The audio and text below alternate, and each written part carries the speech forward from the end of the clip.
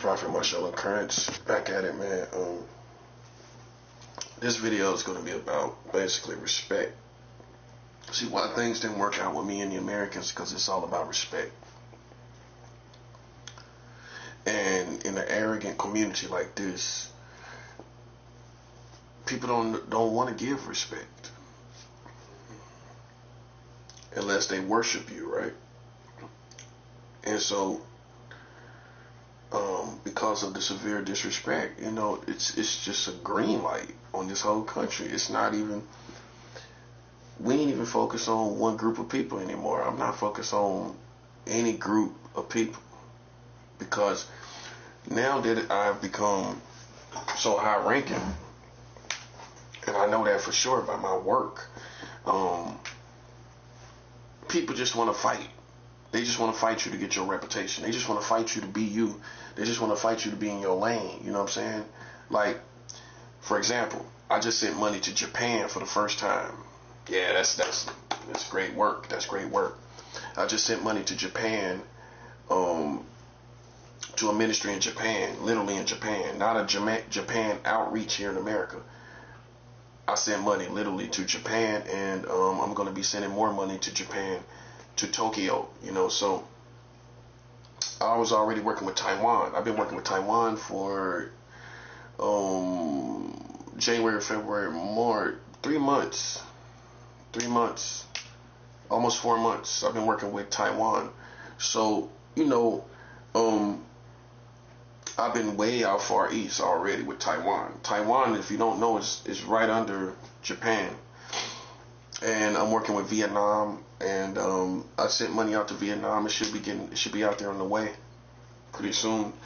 And I sent money to the Philippines, Cambodia. So I've been working with all throughout Asian countries, with God's people in Asian countries. I've been working with them in spiritual warfare, and so everything's been going good. I sent money to Vietnam not too long ago.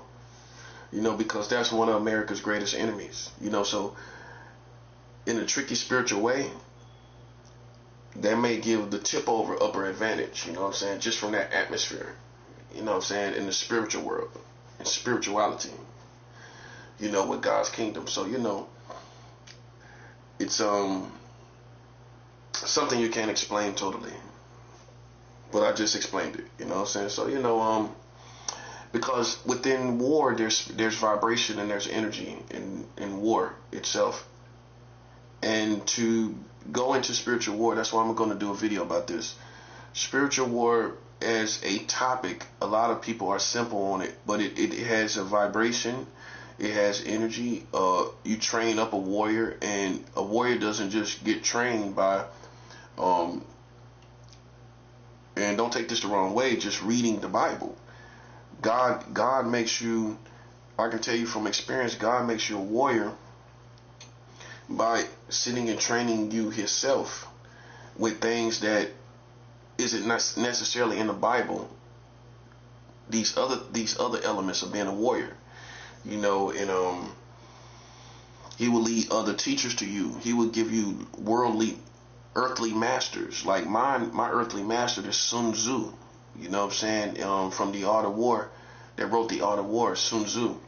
So the first time I followed Sun Tzu's book, I read it when I was 17 years old, just so you know. So I'm 44 years old, and the first time I went to the library to get the Art of War was when I was 17. So I was a boy when I read the Art of War for the first time. And then I revisited, you know, back in my 30s. You know what I'm saying? Late 30s. I revisited it, and ever since I became a student, because it was right up my alley with all the stuff that's going on with the gang stalking and everything. And I just started studying it religiously, if you will. You know, he became one of my earthly masters, and so, glory to Jesus. You know, I'm glad that I can have these, you know, take attention to these earthly masters that I believe he will lead me to. See, this is the next level. You know what I'm saying? Because I believe that a lot of people are very simple when it comes to spiritual warfare. That's what beat the Americans. We couldn't beat them no other way. This is why we are what we are. And I'm not going to let anybody else act like it's for another reason. It's not because of Trump. Trump is doing what God wants Trump to do. And I'm going to explain this basically by Proverbs. I think it's the 31st chapter, if I'm not mistaken. But yeah, I just sent money to Japan tonight, so that's a new. I never sent money to Japan, so that's a new feat. I already planned it for tomorrow, but it kind of worked out. And actually, I think it's the 16th, if I'm not mistaken. Oh, it's the 21st. So this describes Trump. This is Proverbs, the 21st chapter, the first verse. This is going to be the most accurate understanding of Trump's position right now. Okay? This is Proverbs, the 21st verse, the 21st chapter, the first verse. The king's heart is like streams of water. The king's heart is like streams of water. Both are under the Lord's control. He turns them in any direction he chooses. The king's heart is like streams of water. Both are under the Lord's control. He turns them in any direction he chooses.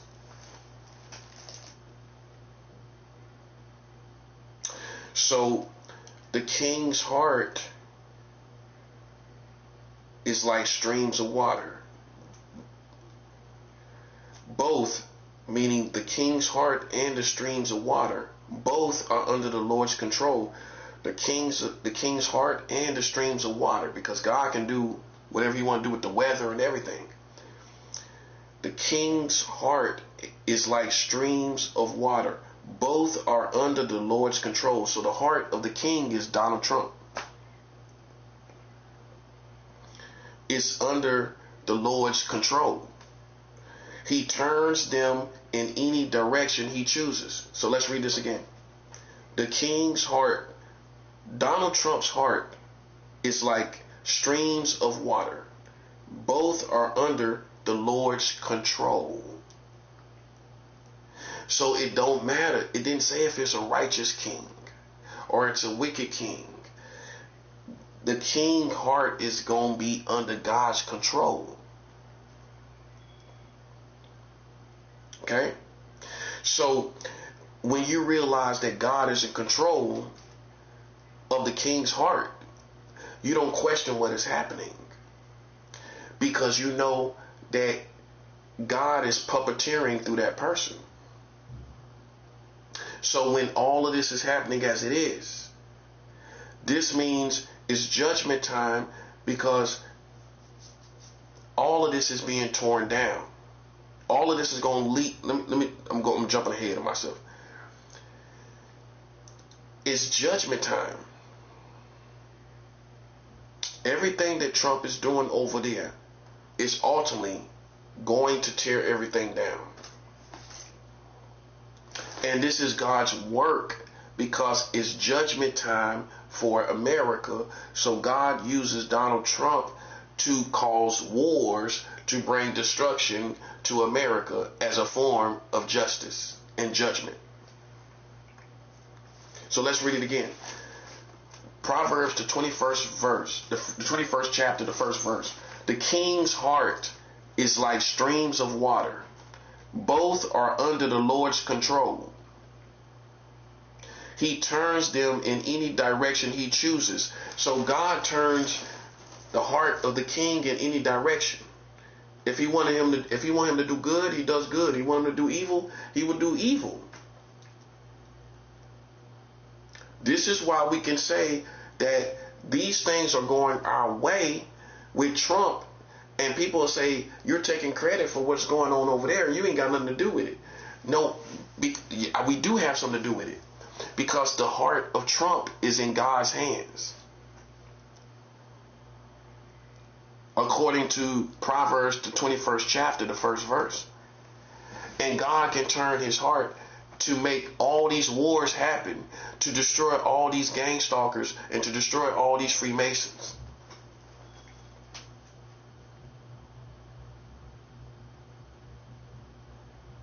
See what happened, right?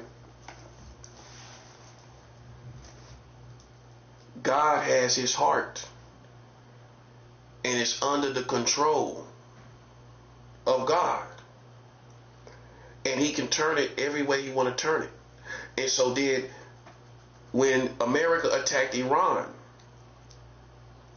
That's ultimately for judgment to show up in America through the form of destruction in America. So you see how it's all working out? The oil prices, everything going on, all this stuff going on. It's all judgment against America for playing with God's people. It started a whole war. I know you don't want to accept it, but this started a whole war, buddy. You thought you was going to sweep me under the rug. No. You can't sweep no prophet under the rug. That's like trying to sweep a piano under the rug. How you going to sweep a piano under the rug? Somebody going to step on it. Boom, boom, boom. You hear music and everything. How you going to put a piano under the rug? You can't put a piano under the rug. Now, we can put some of these petty people under the rug, can't we? Well, they so petty and trivial, we can put them under the rug. You can't put no prophet under the rug. So, what happened as a result of the gang stalking and the cartoon games that America's playing currently that they don't think we're aware of, what happened as a result is that God turned the heart of Trump to cause wars everywhere, and that ultimately is going to bring destruction to America. Proverbs, the 21st chapter, the first verse. The king's heart is like streams of water. Both are under the Lord's control. He turns them in any direction he chooses. God turns the heart of Trump to do things, and Trump don't even know why he's doing it. Because God is using him to bring judgment on this country. You see how it had to happen? Because how else were we going to get all these people to pay for what they've done? How else will all these people that's been playing in our face were going to get what they deserve? How else were all these people going to get exactly what they deserve and nothing less? God got a hold of Trump's heart and started making all these wars pop off, right? So that ultimately destruction would come to these gang stalkers and Freemasons and these bums. Okay? This is why this is happening.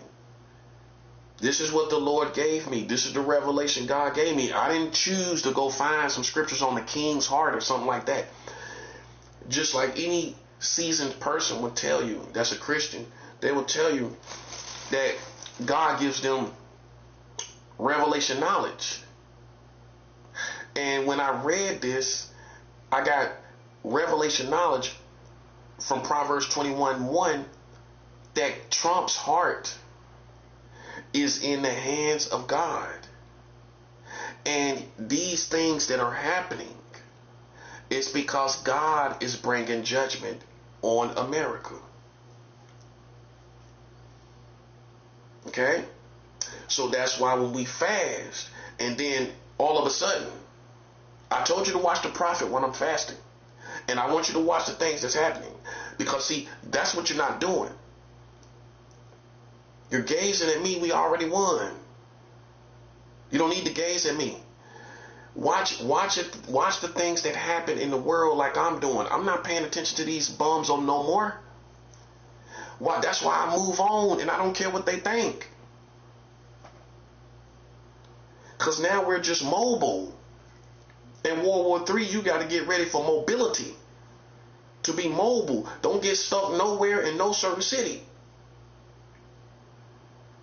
When I'm fasting, things happen. Okay? When I started fasting, Trump gave Iran a 48-hour ultimatum. Right? He gave him a 48-hour ultimatum. Right? Okay. I just started fasting. Now that shows me to stay in the fast. Just when I was thinking, if I would even think about breaking it, I couldn't. Because now I see it's a 48-hour deadline, and I just came into a fast for 3 days. You put it together. I didn't know Trump was going to do that. How would I know? No, see, I want you to pay attention to spiritual manifestations, because that's the proof in the pudding. The proof in the pudding is spiritual manifestations. People can talk about the Bible, they can live a clean life, but they don't have no spiritual manifestations. I'm trying to show you that even the Bible says signs and wonders shall follow the believers. I'm trying to show you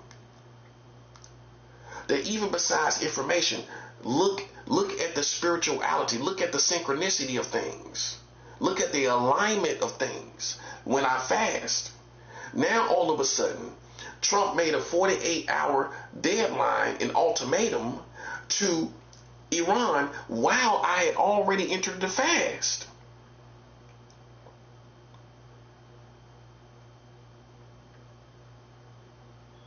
I entered the fast, and then 12 hours later, Trump laid down the ultimatum. I went to the fast 7:30. He talked about it the 7th hour of the PM. Right? Okay. That's 12 hours later after I went to the fast. You think that's a coincidence? No, it's not. See, this is what you're not paying attention to as God's true people. And I say this humbly, but I got to say this straightforward. There's nobody that can play my position. That's like Moses. People say could you replace Moses? God could replace Moses. But you get what I'm saying. Could the children of Israel, better to say, could they replace Moses? No, they could not. You can't replace Moses, buddy. I can move on. Listen, we can make this story colorful as you want to make it. I can move on and be by myself. We can make this story as colorful as you want it to be. Well, I don't stand with nobody in America. Okay? I can make this story we can make it as colorful as you want to make it. But nobody can play my position. I can move on or I can be with you. It's either one or the other. But what you fail to realize is it's backwards, where I'm not subject to your opinion. Some will say you subject to mine. You see what day we live in? I'm not subject to your opinion. Some will say you subject to the prophet's opinion. You see how it's backwards? I'm not subject to, you see what I'm saying? That's how you know we dealing with clowns in America, bro. I'm not subject to your opinion. Some will say you subject to mine. Because I have authority. I can curse you. And you don't not a witch can't do what I do. A warlock can't do this. A prophet has a higher level of cursing. Oh boy, listen, that's it right there. That's 7 out. A prophet has a higher rank curse that a witch wish she could do. A warlock wish they could do what I do. You can't do it because you have not been given authority to do it.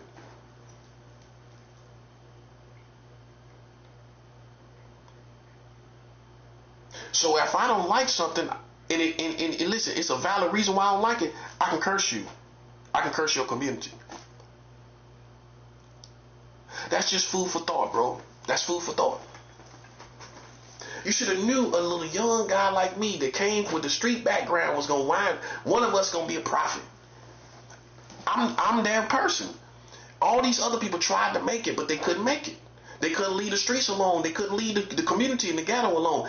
I'm the only one that came from this type of background that came to a high ranked position of a prophet. You show me another one. You show me another. I ain't talking about you go find these preachers that talk about thug life and they lived as a thug and they became. Nah, we ain't talking about that.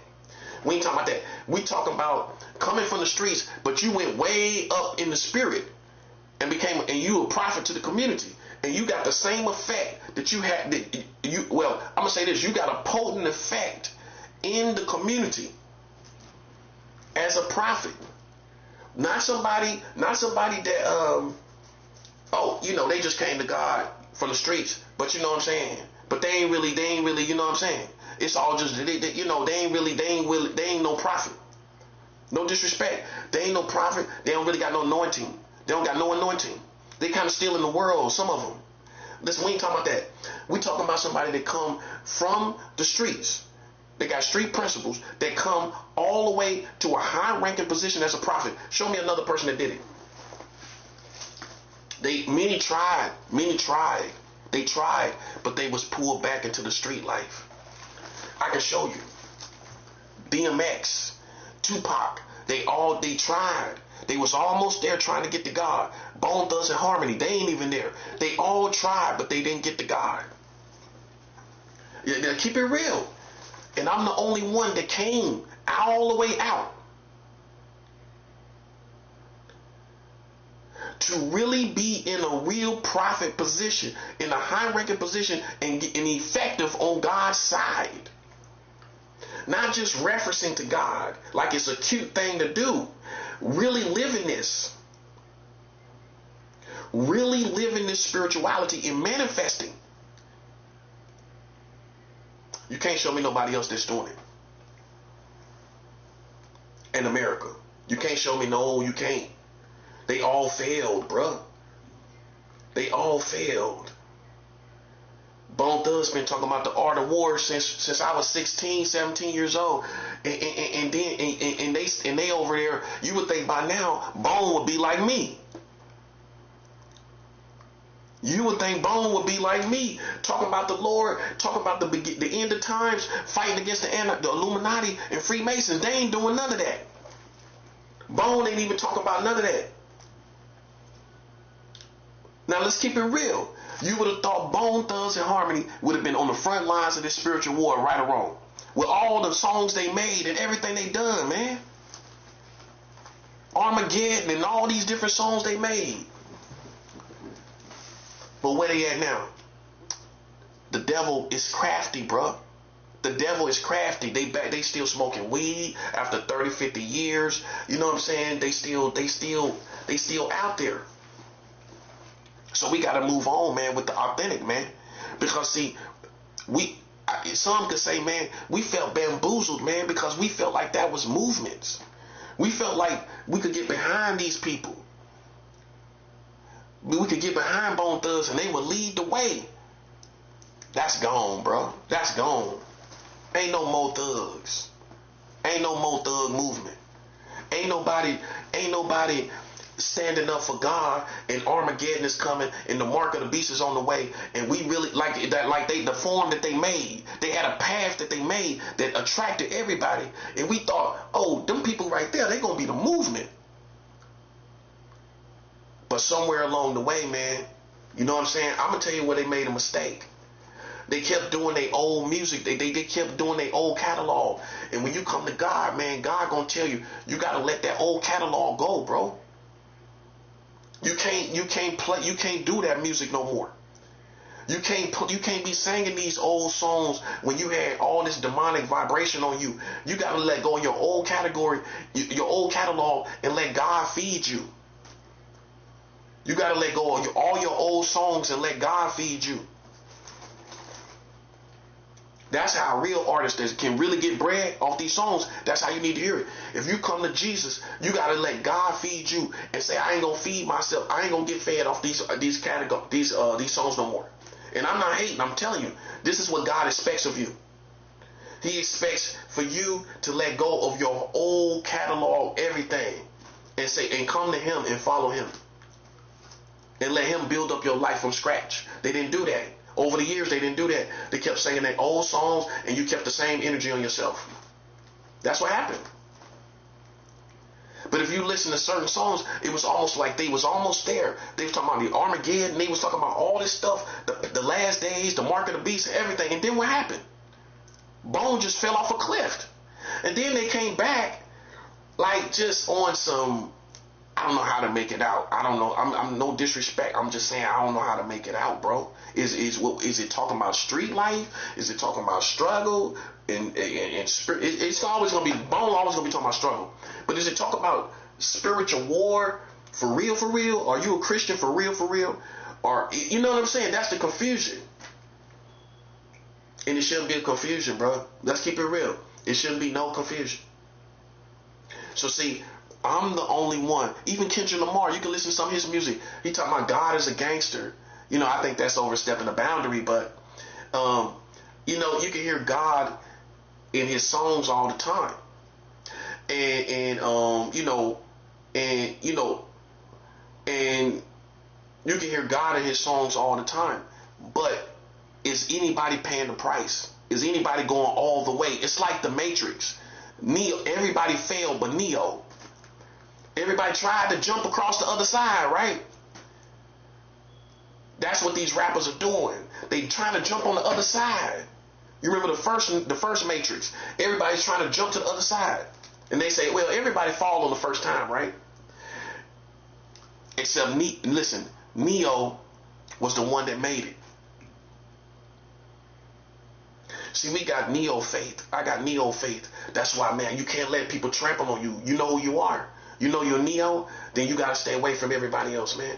That's why, see, people basically want to fight Neo, and I'm not having it. I'm not having it. Because you're doing it for your own entertainment, and I'm really on a mission. I'm really trying to get something done. You know what I'm saying?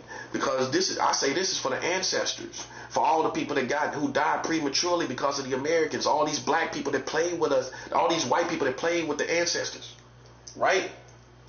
And so this is I'm not thinking about the present generations. I'm thinking about my bloodlines, what we went through with the Americans, and I'm going through the same thing. So who you think I'm gonna side with?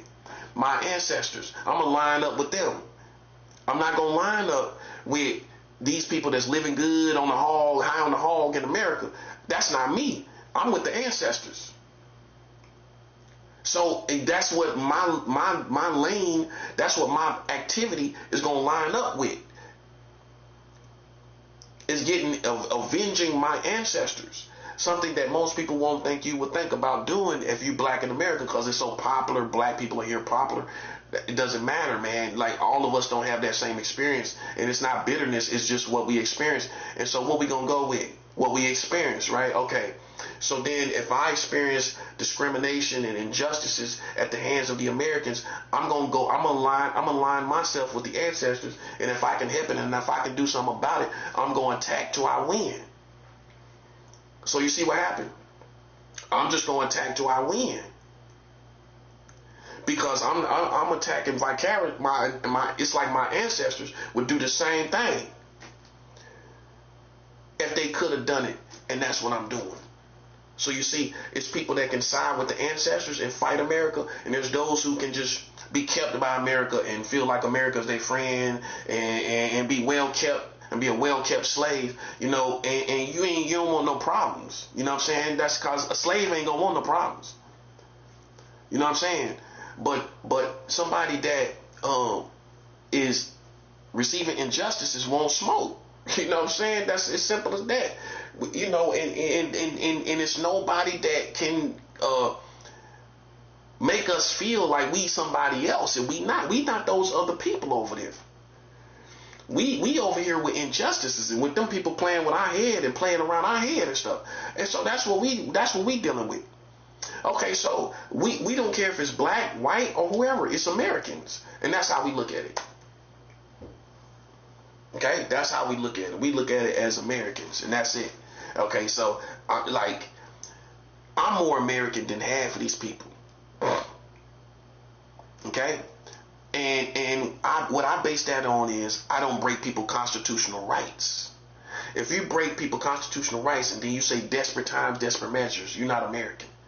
Because what defines the people as American is the Constitution. That's what defines the Americans, is the Constitution. I don't play spiritual games. I go into spiritual war, and that's how we beat the Americans. They already beat. They not coming back from this. This is a whole new world now. And the heart of Trump is in the hands of God. According to Proverbs 21, the first verse, God has his heart, Trump heart, in his hand, right? And that's what is going to determine all that happens. Trump ain't got nothing to do with this, man. This is God's doing. This is God's doing, man.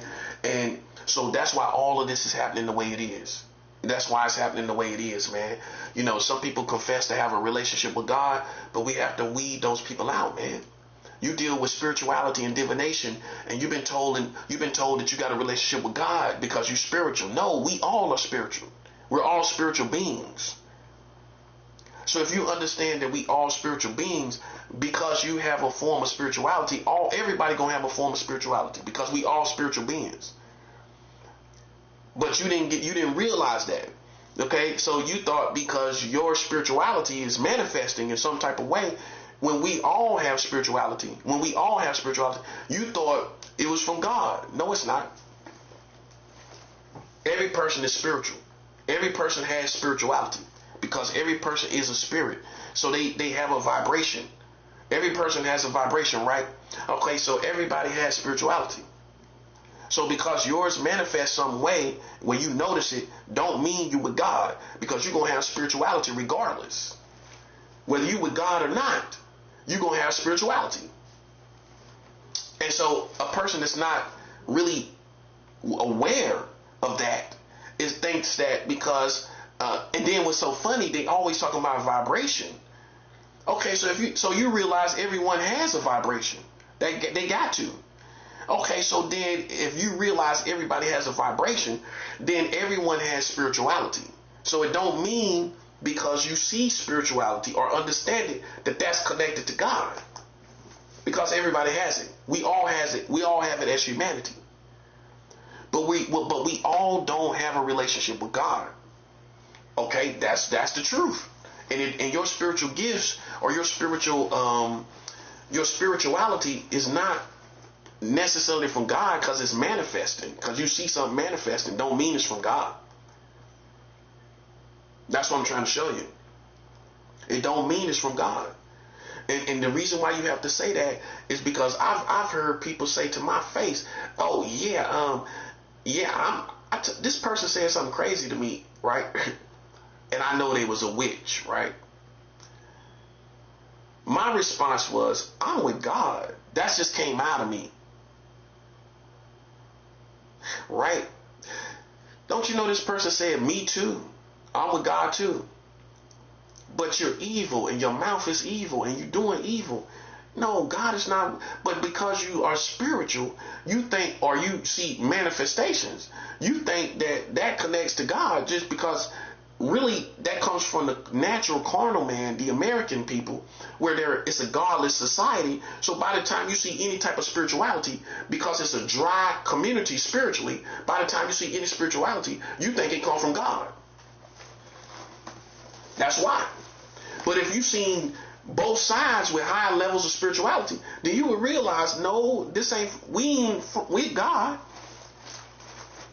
If you've seen a whole bunch of witchcraft, like in Africa and all these other places, then you would say, well, that's not God, it's spiritual, but they ain't with God. Over here in America, because it's not that really a spiritual place, right? Where people manifest. As soon as they get a little bit of manifestation or a little bit of spirituality, they think they with God. That's how they need to hear it. That's what it is. But you're not. You're not. And in your arrogance, you wind up playing with God's people. It ain't nothing but trouble, bro. Ain't nothing but trouble ahead. That's all I can tell you. Like God has Trump's heart in his hand.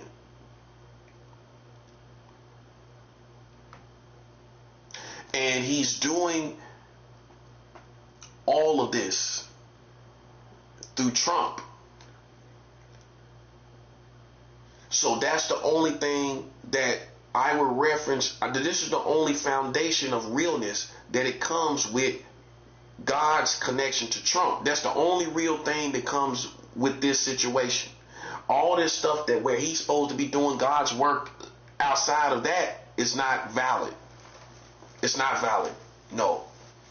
The way Trump is being used is that God is using Trump to stir up all these wars and to do all these things because it's judgment time in America, and all these things is going to be a judgment for America. That's it. That's all this is. That's all this is. That's why if you don't get your head screwed on right, when you understand how this works, you're gonna be seeing everything backwards. That's why I recommend people that haven't been fasting to start fasting, because fasting is going to take the blinders off. You're gonna be able to see everything clearly when you're fasting. If you're not fasting, you ain't gonna know if God is with Trump or Trump is with God. You ain't gonna know. But when you fasting, God is going to show you Proverbs 21:1. The king's heart is like streams of water. Both are under the Lord's control. He turns them in any direction he chooses. He's moving Trump to do all that stuff that he's doing. When I fast, now Trump talking about the deadline. That's because God is moving Trump's heart. I start fasting, now God is moving Trump's heart. Make a 48-hour deadline. Because ultimately that's going to cause more escalation. See, like I said, if you don't have your head screwed on straight, what you're going to think is that we need to pray for America. You don't know. Let me tell you something, man. They have disrespected God's kingdom. And it's not well with God, bro. You listen. You don't know how angry God is right now. You about to find out. Listen, buddy, this ain't even the appetizers. If you was at a restaurant, this ain't even the appetizers. This a cup of water before you get anything. This a cup of water before you get appetizers and snacks and anything. You want a cup of water? Okay, here you go. This a cup of water before you get anything on your plate. Wait till you see what happens. Wait till you see what happens in the next couple years. If God tarries, wait till you see what happens next. That's safe to say. Wait till you see what happens next, man. This is where we supposed to be. We don't no longer supposed to be worried about this culture and these hip hop people and all this stuff going on in the streets. That's why, honestly, a lot of black people, you got to separate from their mind. You got to separate from their brain, because their head ain't in the right place, man. Their head ain't even screwed on straight to see what time it is. That the king's heart, Trump's heart, is in the hands of God. And this stuff is happening because it's judgment time. The streets they ain't got their head screwed on like that. where they're living in that reality. Everybody don't live in the same reality. It can be reality, but it's not the same reality. It's not what God is doing. They're not in that reality. They're not aware of that reality. And so we have to separate from their reality. Yes, we do. Yes, we do. Not because we got something to hide. Not because we trying to hide. But because they are not on the same lane and timeline as God's kingdom. They're not paying attention to what's really going on. They know it's getting bad, but they can't tell you what's going on. So then we got to get with people that know what's going on.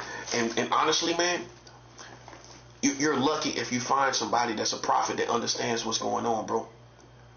Because there's so many people out here deceived. They still praying for America. They still praying for Trump like he doing the right thing. They still praying for him like he a Christian. Listen, man, God is just using his heart. That's all. He's using him to do all these things. That's all. He doesn't have no mandate from God. He doesn't have no purpose from God. No, that's a negative. He don't. No, he don't. Okay, but God can use his heart because it's in his hand. That's how powerful God is. You see what I'm saying? God can take any ruler and move his heart, no matter if he's wicked or good, and God can make him do what he wants him to do. So that's all that's going on right now. It's judgment time. So you have to have your head screwed on straight to where you realize, okay, this is judgment time. This ain't it's gonna get better. This ain't we need to pray for America and pray for these things. See, if your head's screwed on right, you realize, oh, okay, God is doing something. God is doing a lot of stuff. My head just wasn't screwed on right. I was looking at it like we need to pray for this country, and that's what I'm saying. Instead of you realizing that this country has disrespected God, this country has disrespected his kingdom, and now it's judgment time, and so all these things are happening ultimately to affect America and to destroy and pull down America. So now you're like, oh, okay, well, God is doing all of this. Because when you got your head screwed on right, okay, now God is doing all of this stuff. They became the enemy by their own decisions and by their own actions. Okay? We're not anybody's plaything. Okay? They thought we was. They trying to save face. Listen, man, it's not possible. It's not possible that you can save face, man. Everybody know what you're doing. They know you playing around people's head. So what people gonna believe at this point? When they done zeroed in and realized you playing around our head, ain't nobody gonna believe nothing coming around our mind. Ain't nobody gonna believe it because other people gonna say they playing around this person's head, so we don't believe nothing. We gonna throw it all out. Now I can see if he was just sitting there thinking, no, you playing games. So once we see your presence is there playing games, we ain't believing nothing. You made that mistake yourself. I'm not guilty of nothing. I'm just saying you made it so easy for people to understand it ain't even funny, bro. It ain't even funny. You try to accuse us, but then came and try to put stuff in our head. Make it make sense, bro. So that's gonna get it thrown out in the courts of street justice. If you come and try to play around my head, but you trying to figure out who I am, you ain't testing me. That's trying to accuse me. You call it a test. That's a Jedi mind trick. It ain't no test. You tried to accuse us. You're trying to accuse us and assassinate our character. I ain't stupid. It's the difference between I'm trying to test this person, then I'm trying to slap something on and accuse this person. I'm trying to put something on his head to accuse that person. That's all you're doing. And you don't think God see that? That's why all of this is happening. Glory to God. That's why all of this is happening. God knows our heart is pure. God knows my mind is pure. He knows our soul is pure. That's why would we be thinking something crazy and we know they doing it? We think about that. That's what I want you to think about. Why would we think something crazy and we know they doing it and we know they trying to look for that? No, listen, you already see I'm smart enough not to make those mistakes. You thought I had hang-ups that you got in your community and you couldn't prove it. You couldn't prove that. Okay, so then everything you saying, we don't think none of it is valid because you could not prove it. What we do see though is that you playing around people's head. Okay, so then it's a war. That's it. That's all. That's all it is. It's a war. That's all. You don't gotta say nothing else to me. It's a war. That's all it is to it. You ain't gotta say nothing else to me and try to figure out nothing else, buddy, because you going down the drain.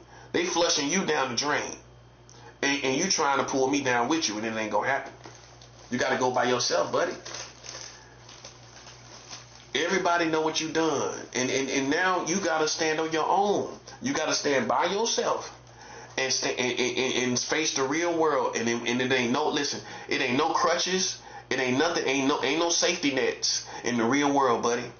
You jump off that cliff playing with people and think you're gonna just try to see what you're gonna do. And that's what happened to you, buddy. You played out here in the field and there was no safety nets when you jumped off the bridge. When you jumped off the cliff in the bridge, there was no safety nets. That's all it is. That's how you need to hear it. Because people think they got safety nets to do what they want to do. That's real. That's how they need to hear it. And you don't. It's the real world. You out here in the jungle, buddy. You out here in the wild world. For people that's sheltered and been sheltered and they mama boys and daddy's little girl, you need to be told you done stepped out here in the jungle. And ain't no safety nets. Ain't none. It's no safety nets. That's it. That's all. Ain't nothing. Ain't hard to understand.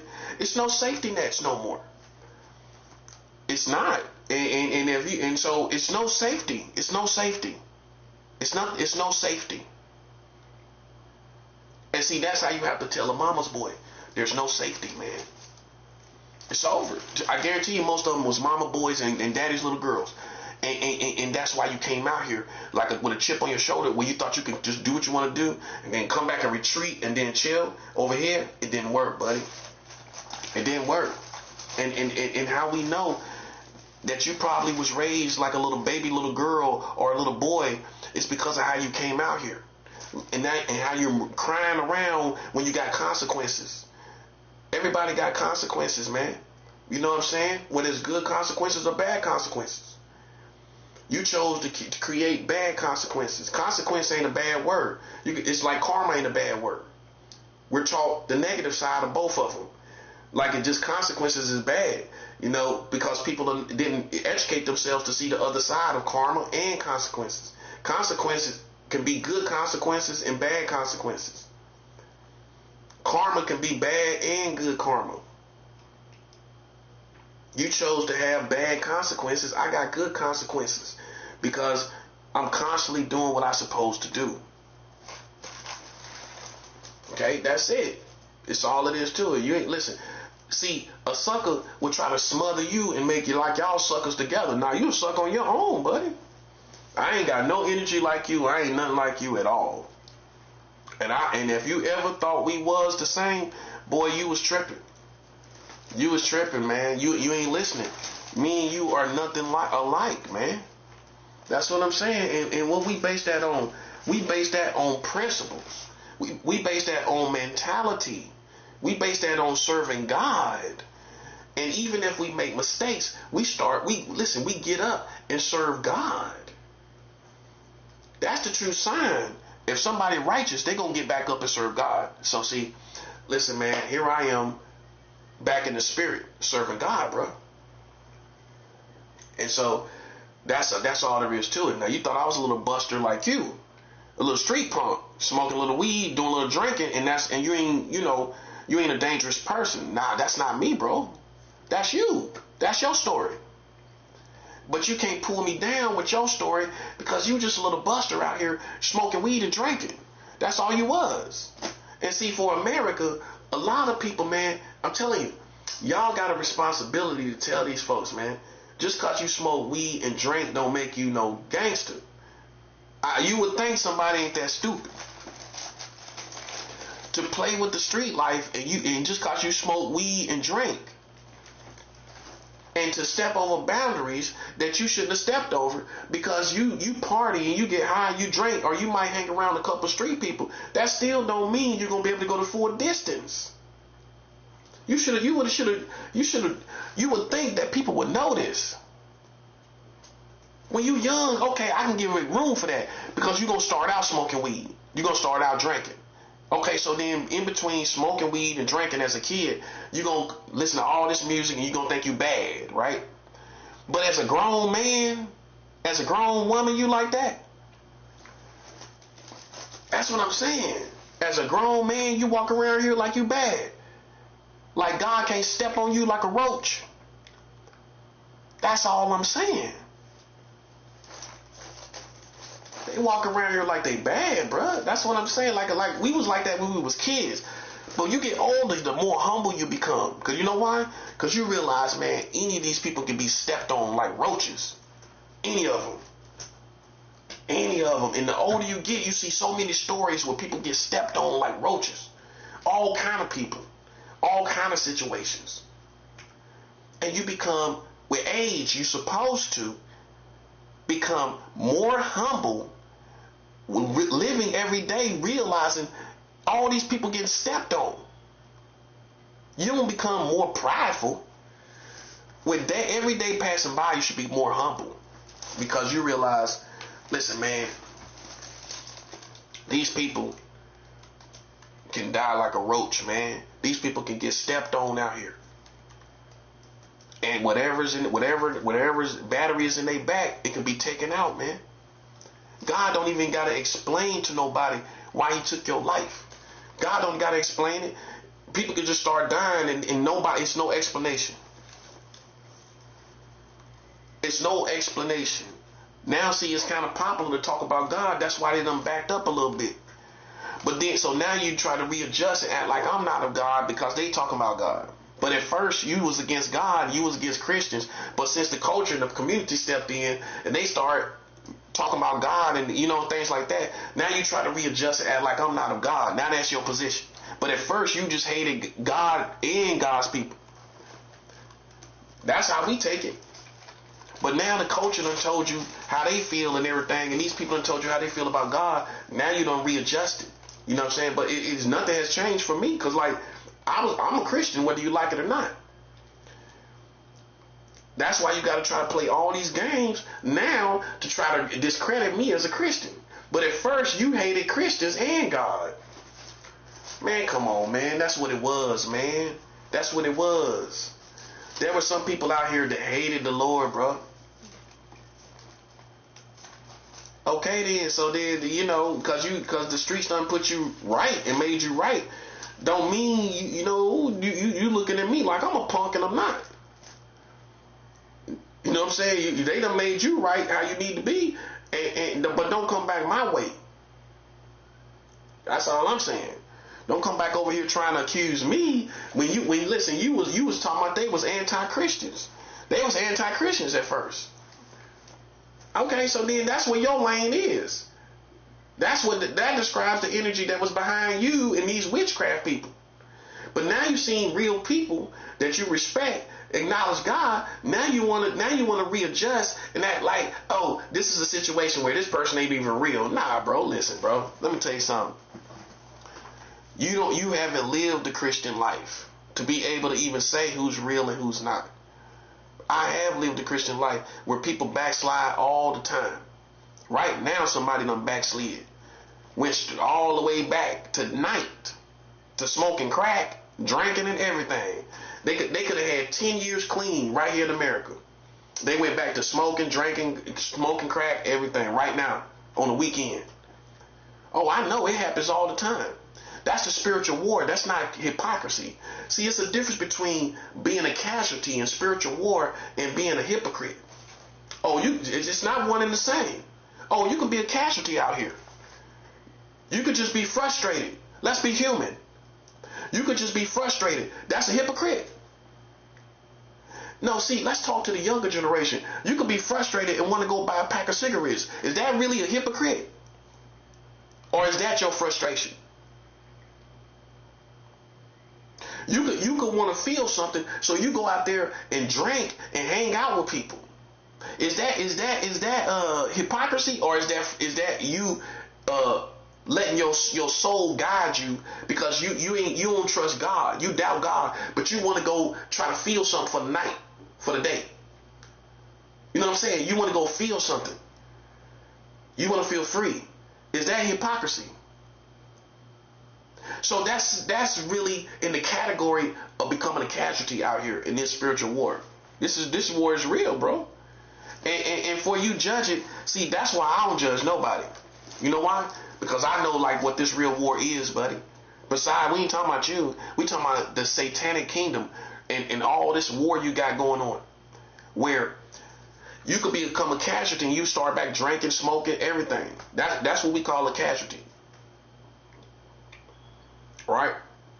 And I don't see every case as hypocrisy, because I'm going to look at everything you're going through. I'm going to look at all the stuff you're going through. See, you couldn't be a counselor. You couldn't counsel people, because a counselor is going to understand the difference between hypocrisy and being a casualty out here because of your frustrations and because of your life. You know what I'm saying? Think about somebody sitting back judging you, thinking you're a hypocrite. You know what I'm saying? You couldn't talk to that kind of person. You know what I'm saying? You got to talk to somebody who understands real life, that understand what's going on out here and how you get frustrated sometimes. You know what I'm saying? You want to go get a pack of cigarettes. You want to go get something to drink. You know what I'm saying?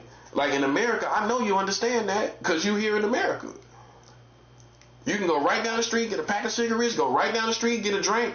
I know you understand that because that's what people doing. They backsliding all the time. And are all of them hypocrites to me? No. They became a casualty. You know what I'm saying? To their frustrations, to their pain, or whatever they going through. Whatever they going through. You know, they might have lost a family member and just lost it and just want. Is that a hypocrite? This person just lost his family. And he went back out drinking after 5 years clean, but he lost his brother and he wanted a drink. Now, is that a hypocrite to you? That's all I'm saying. He might have smoked a spliff with his cousin. Is that a hypocrite? You done lost your brother. Think about what I'm saying. See, that's what I'm saying. I live real life, bro. I don't want you to get it confused. I don't want none of y'all to get it confused. I talk about real life. I lost my little stepbrother, got murdered 2 years ago. He got murdered 2 years ago. My stepbrother got murdered. Home invasion. That's real life, isn't it? That's not no cartoon. See, that's what I'm trying to show you. I don't talk about nothing that's not real, bro.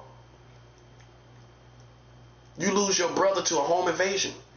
Even though I hadn't seen him in years, I grew up with him. So you're going to feel something. You're going to feel something off that person. You know what I'm saying? When you grew up with him and played video games with him and went to church together and went to everywhere together, you telling me you ain't going to feel nothing when that person get murdered? Even though y'all ain't been together in years, you're going to feel something.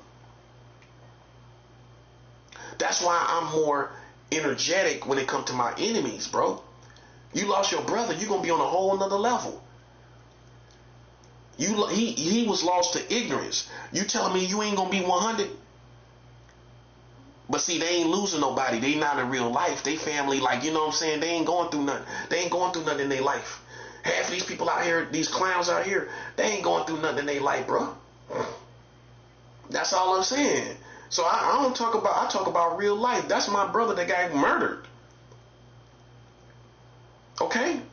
That's where I pull my family up on the news. See my dad on the news and everything. Like, that's surreal. That's crazy. You see your own family on the news? Okay, that's crazy. And you can't deny it. Like, wow, that's like, it's surreal, bro. That's the word I used. It was surreal. So with that being said, bro, like, I just have another level of realness right now. You know what I'm saying?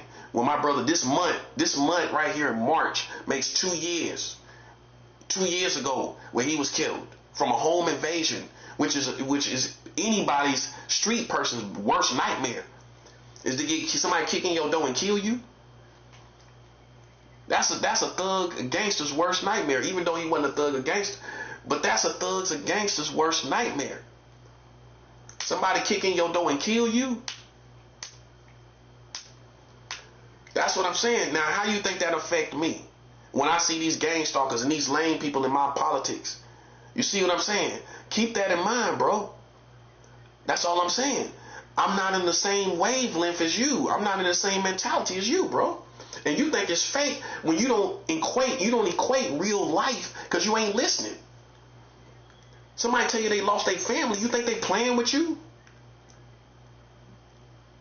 You think it's time to play? So that person gonna be on a whole different energy than you.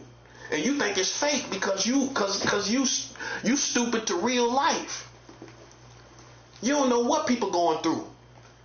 I come from the South. That's how we talk. You don't never know what the next man going through.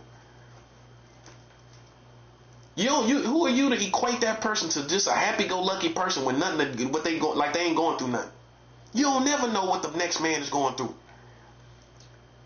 Well, he'll destroy you if you play with him because he already going through stuff. That's what I'm saying. If a clown don't know, they ain't sober like that.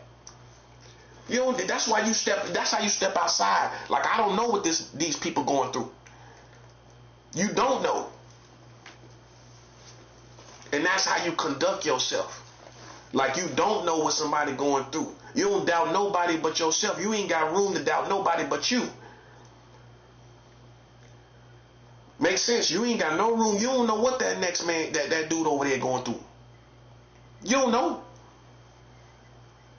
He done lost his family. He don't care nothing about you.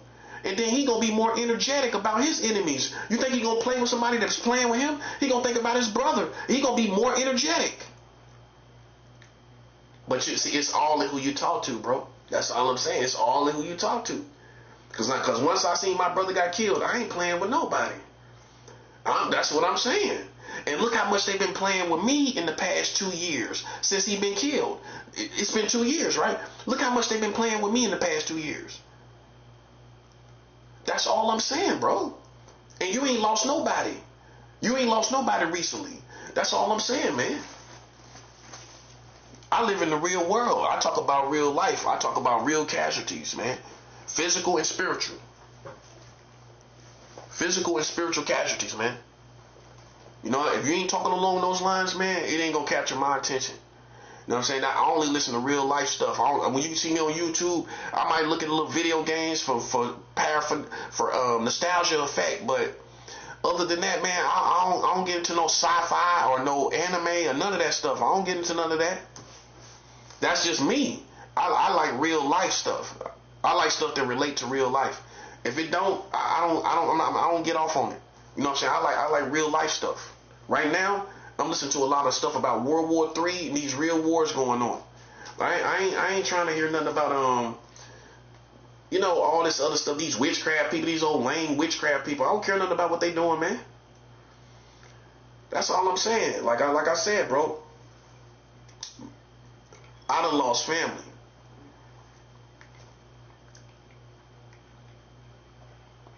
And I know you can't think I'm playing. If ain't no other reason for you not to think I'm playing, he lost his brother. You think he gonna play with you? You think he in the mood to play with you? That's what I'm saying. You ain't thinking, man. And even if I ain't seen him in a long time, all of it's gonna just come. It's still gonna be a certain feeling. And at minimum, I'm gonna be ready. I'm gonna be more zealous about my enemies, and that's facts. You telling me I'm not? And he got killed by somebody out in the streets, and you think I ain't gonna be more zealous about my enemies? Of course, man. That's something a clown can't pay attention to. If you tell me somebody lost their brother, I'm gonna know that person ain't playing no games. If he got enemies in the same time, like I do, and you lose your brother, and you still got these people playing around you, that he's not playing no games with these people. Make sense? It does. It does. So sometimes stupid people don't know where you got your energy from. You don't know where people got their energy from, right? Right. You don't know where they got their energy from. Now you listen to him and you slow down and listen. Okay, man, his brother got murdered, bruh. Okay, so now I see why he got some of it. I can see why his energy is like that. right? But if you a clown, you don't know. You know what I'm saying? You don't know what this person been through. You just assume whatever. That's why I don't do that. I don't sit back on people and just assume I know somebody. I don't know you, and you don't know me. That's just how it is, man. So that's how you gotta play your cards, bro. You gotta articulate yourself. One thing good about me, I am good at articulating myself. I make myself very clear, and I make it very known what it is and what it's not. And what it is right now, I'm not playing with nobody. Okay? I lost my brother. You think I ain't gonna think to be zealous about my enemies? That's the first thing you're gonna think about. I ain't playing with none of my enemies. After your brother died to some enemies he had, I'm not playing with none of mine. None. And that's how it is, little buddy. See, when you take people for a joke, you become a joke yourself sometimes. That's all that happens. Because life is real. You know what I'm saying? And you ain't got to tell me. I got to tell you. I got to tell these people out here playing games. That's what I got to tell. You know what I'm saying? Because you act like life is a game. Just like a white boy in America would act. Oh, yeah. That's the main one. Acting like life is a game. Life ain't he gonna be the one to act like it the most. These white girls out here acting like life is a game. Now it's on a whole different level now. And you can't get it back. You can't get the old America back now. It's all over. You know what I'm saying? We don't care if the world ends. If the world wasn't good to black people anyway. The world wasn't good to Africans anyway. So why would I care if the world ends? And if I got power to do something about it, what you think I'm going to do? Okay, they playing in my face and it ain't never been good for me. I ain't never lived no good life. So what you think I'm going to do? It's common sense. Why would you play with the man that has not lived a good life? He don't have nothing. He don't got nothing in his life. Why would you play with him? And he got authority. He got authority to shut this down. Why would you play with him? Goofy, bro. Goofy. I'm convinced that they goofy. See, I'm funny. I'm hilarious, but I'm not goofy. And I don't think people are smart enough to know the difference. Oh yeah, I'm hilarious. I'm funny. I'm even silly at times. But goofy, I am not. You notice those are 3 different words. Hilarious, silly, funny, 4 words, and goofy. Okay, those are not the same words, buddy. Okay, so you goofy and I can be silly. I can be hilarious. I can be funny. But no goofiness, man. I don't play goofy. I ain't never liked goofy people. Some people are just goofy. You know what I'm saying? That's what it is. They just goofy, bruh. And I just that's why I don't relate to them at all. I ain't trying to figure you out at all. And that's as a man of God, man. A man of God tell you you're goofy, you need to get your life together, man. That's real. So, this spiritual war is popping off, man, and it's in full effect. It's in full effect. We not letting these people act like they soldiers and they criminals or any of that, and they not, man. They not soldiers, man. See, I know what most of these people don't understand. They was playing it like they was clowns back in 2017, man. All these Freemason people and secret society people, they was like clowns. Let's look at the women. The girls was wearing too much makeup. All this makeup caked on their face because they wasn't hanging out and they was irrelevant to the streets. They was wearing all this makeup on their face and everything because they was out of touch. They in some other little weird world. Then the streets embrace these people. Then they got a makeover, and now they blending in with the streets. But before that, back in 2017, I seen these same type of people, weirdos, man. And my point is, what they was doing was weirdo. It was weird. Now they trying to clean it up from being weird in 2017 to now acting like y'all with the street. It still don't make sense. Because it's so much you got to learn. It's so much you got to know, and you got to live that for quite some time before you can even talk like me. I don't talk like this overnight. I done been through many, many different things. I done almost died before. I done almost lost my life. I done been through so many different things, bro. That's why you don't talk like me overnight. And see, you will think I'm some young dude. I'm almost 50 years old, bro. How I'm young? 50? How is that young, man? I'm almost 50. That's a problem in the American community where they treat black men like boys until they 65. That's real. Man, you almost 50 years old. I ain't let nobody try me like I'm a little boy. You feel me? Nah, no, I'm sorry. It ain't happening. It ain't happening, bro. That's what I'm saying. See, when people kick you while you down, when you ain't got no money, they'll act like you a little boy. You know what I'm saying? That's the truth. That's the truth. Man, listen, man. I'm getting down for mine every day. That's real. I'm getting down for mine every day, bruh. That's all I'm saying. I'm getting down for mine every day. For people that think I'm playing, I'm getting down for mine every single day.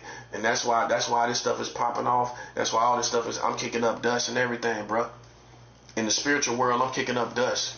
You know what I'm saying? We listen, all this stuff is happening because these people thought they not getting away with it, but they too stupid to see that's what it's all about. This is all about that.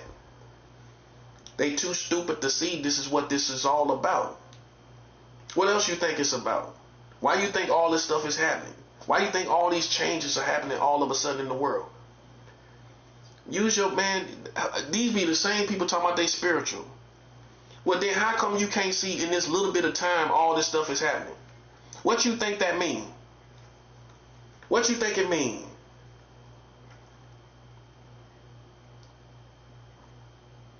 That's all I'm saying. It's not hard to see. You know, people just stuck on stupid, bro. That's all. How else can you put it? They stuck on stupid. You know what I'm saying? I'm progressive. I'm talking about stuff that's happening right now. Like that 48 hour deadline where if Iran doesn't act tonight, that's tonight, 7 o'clock tonight. If they don't act tonight, it's over. It's over. Like, and I ain't saying it's over for Iran. It's gonna escalate. It's gonna escalate regardless, man. It's done went too far. You know, you can't go play over there in the Middle East and then think it's gonna be all good. It's not. It's never gonna be all good. It ain't gonna never be safe for Americans over there in the Middle East. You ain't gonna never. Listen, it's gonna be a long time for it's safe to go over there. If you American and you position yourself with America, it's gonna be a long time for you can go over there somewhere. Oh yeah, it's gonna be a long time. And with Trump, Trump got like what is it, 2026? You might as well say we ain't even halfway through this year. He basically still got 3 years left. 3 years left from now. And look at this. And then ICE is coming to the airports. Oh, you telling me they ain't gonna be trying to see if people migrants are illegal and everything like that? Man, it's gonna be a circus. People ain't working, man. They calling out because they ain't working for free. And most of those people are black. You know what they gonna do? You know what they gonna say? I ain't gonna listen. I might as well go get me another job. That's what black people gonna say. I can't stay here and not work and not get paid. That stuff shouldn't apply to ground level people. That's what they gonna say. That should apply to these politicians and all them type of people. They can afford to go through that. How you gonna go through that? And you got family. You got a husband and wife. That alone, how a man that got a wife gonna go through that? How he gonna go through that? He can't afford to do it. He gotta call in. It ain't. See, they look at it like you being lazy and trifling. You trying to get away from it. What, huh? No. That's called, I need to go get money. I need to go make bread, and I'm not getting it here. What you think I'm here for? Oh, loyalty to the airport? I'm loyal.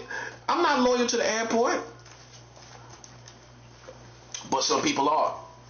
Some people are loyal to the airport. You loyal to the airport? Okay. But some people ain't, and you can't be mad. They loyal to getting money. They loyal to that.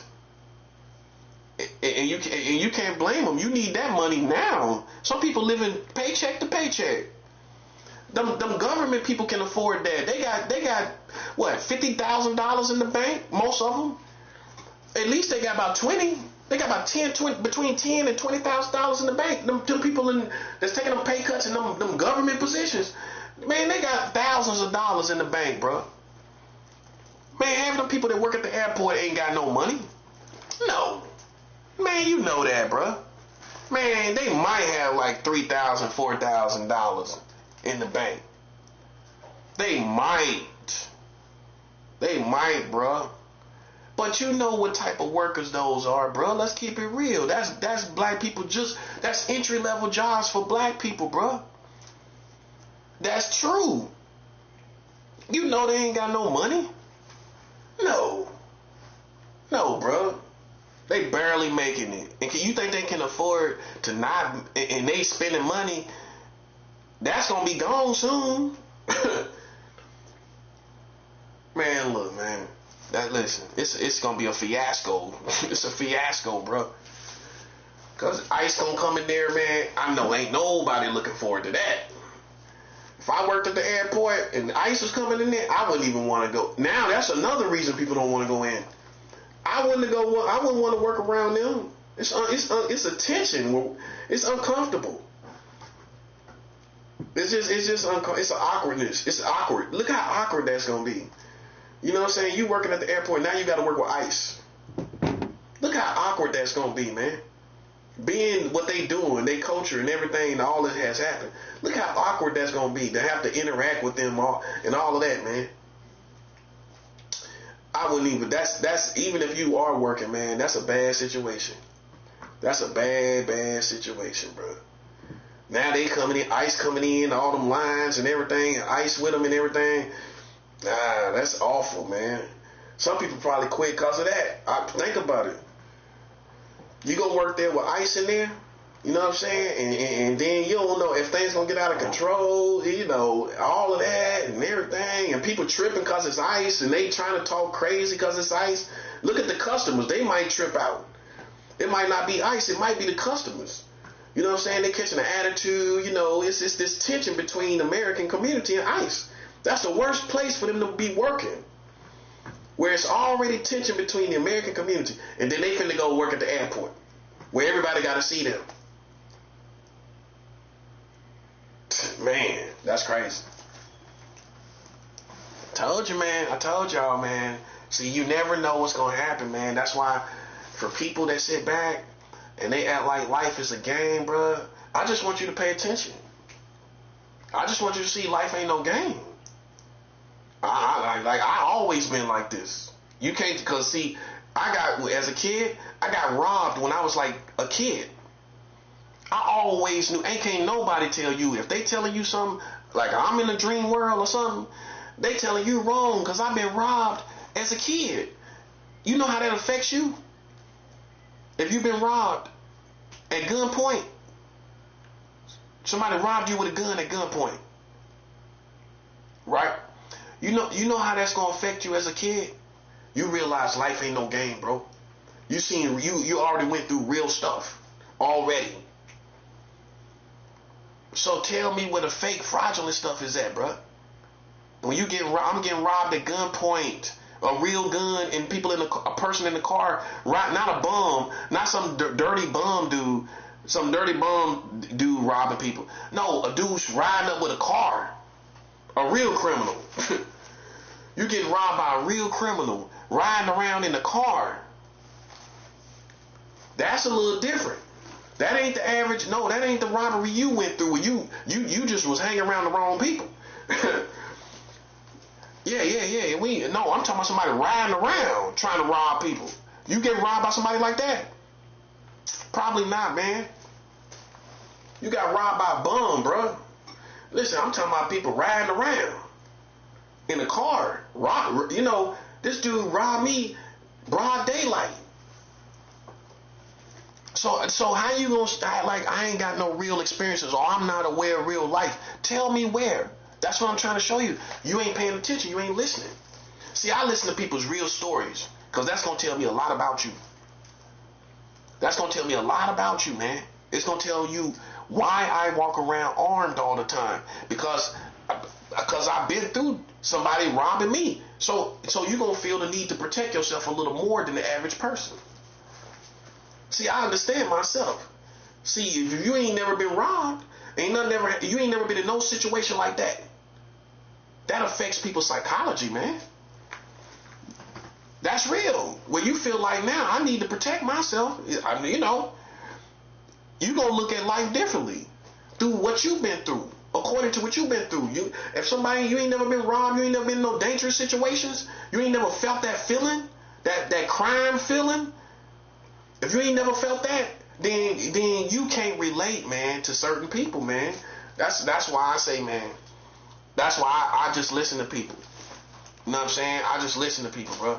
And when you listen to people, you're gonna find out everything you need to know. More times than not, you're gonna find out. You're gonna see why they are the way they are. You know what I mean? I understand myself. You know what I'm saying? I'm always trying to get me a weapon because, I got to protect myself. But see, you might not feel that need to do that. You might not feel that need. If you ain't never been in no danger, you may never feel that way. It's people like that. You live in the suburbs or whatever, or maybe you live in the hood too. But you ain't never go through nothing. So you don't really feel like, yeah, I need to, like, that's always in the back of my mind. I need to give me a gun. I mean, if you ain't got that in the back of your mind, most likely you probably ain't go through nothing. You ain't been through nothing. Most likely. Because once you go through something like that, you just feel the need to have it for safety. Just to protect yourself. Just because. Not even because something going on. It's just a precaution that you take now. You ain't going to take that precaution if you ain't been through nothing. Most likely you're not.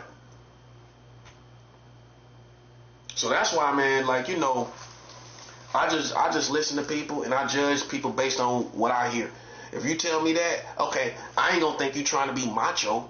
I ain't gonna think you trying to be, you know what I'm saying? Like that's how people take it. And then you listen to their story. Okay, you got robbed at gunpoint as a kid. Okay, that's gonna kind of affect you.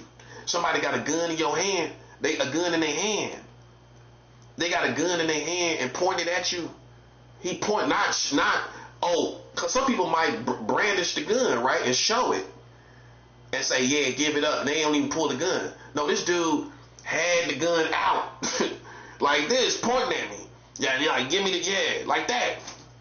And he told me, yo, if you run, I'm going to tear your legs up. I remember what he said to me. He said, if you run, I'm going to tear your legs up. That's what he told me. You know what I'm saying? So, like, and the dude talking to you, you ever heard a criminal talk to you while you in a robbery? You ever heard that before? You know what I'm saying? Like, if you haven't been through any of those things, then you can't judge how somebody carry themselves, bro. You know what I'm saying? That's how I look at it, man. Because people are swear up and down, you trying to be like you must be like CB4, like some fake dude, right? Or some Chris Rock, right? Like CB4, until you listen to their story. Then you realize his brother got murdered, everything like that. As a kid, he got robbed. You know what I'm saying? All this kind of stuff. Then you realize, okay, house done got broke into. We went through that too. People broke into our house, stole the school clothes. We just got school clothes. Can you imagine as a kid, you just started school, and somebody broke in your house and stole school clothes? All your stuff. They took your video game. You ever had somebody break in your house and take your game? Everything. You know what I'm saying? You're gonna be more aware of the real world, bro. That's what I'm saying. I got stories. You know what I'm saying? That's ghetto. Somebody break in your house and you just started school. They take your video games. You just started school. Take your game. Take your video games, take your clothes, everything. And you just started school. Yeah. And then what make it so bad, I know who did it. That's what make it so bad. And this person still look at my face. You know what I'm saying? And we know who did it.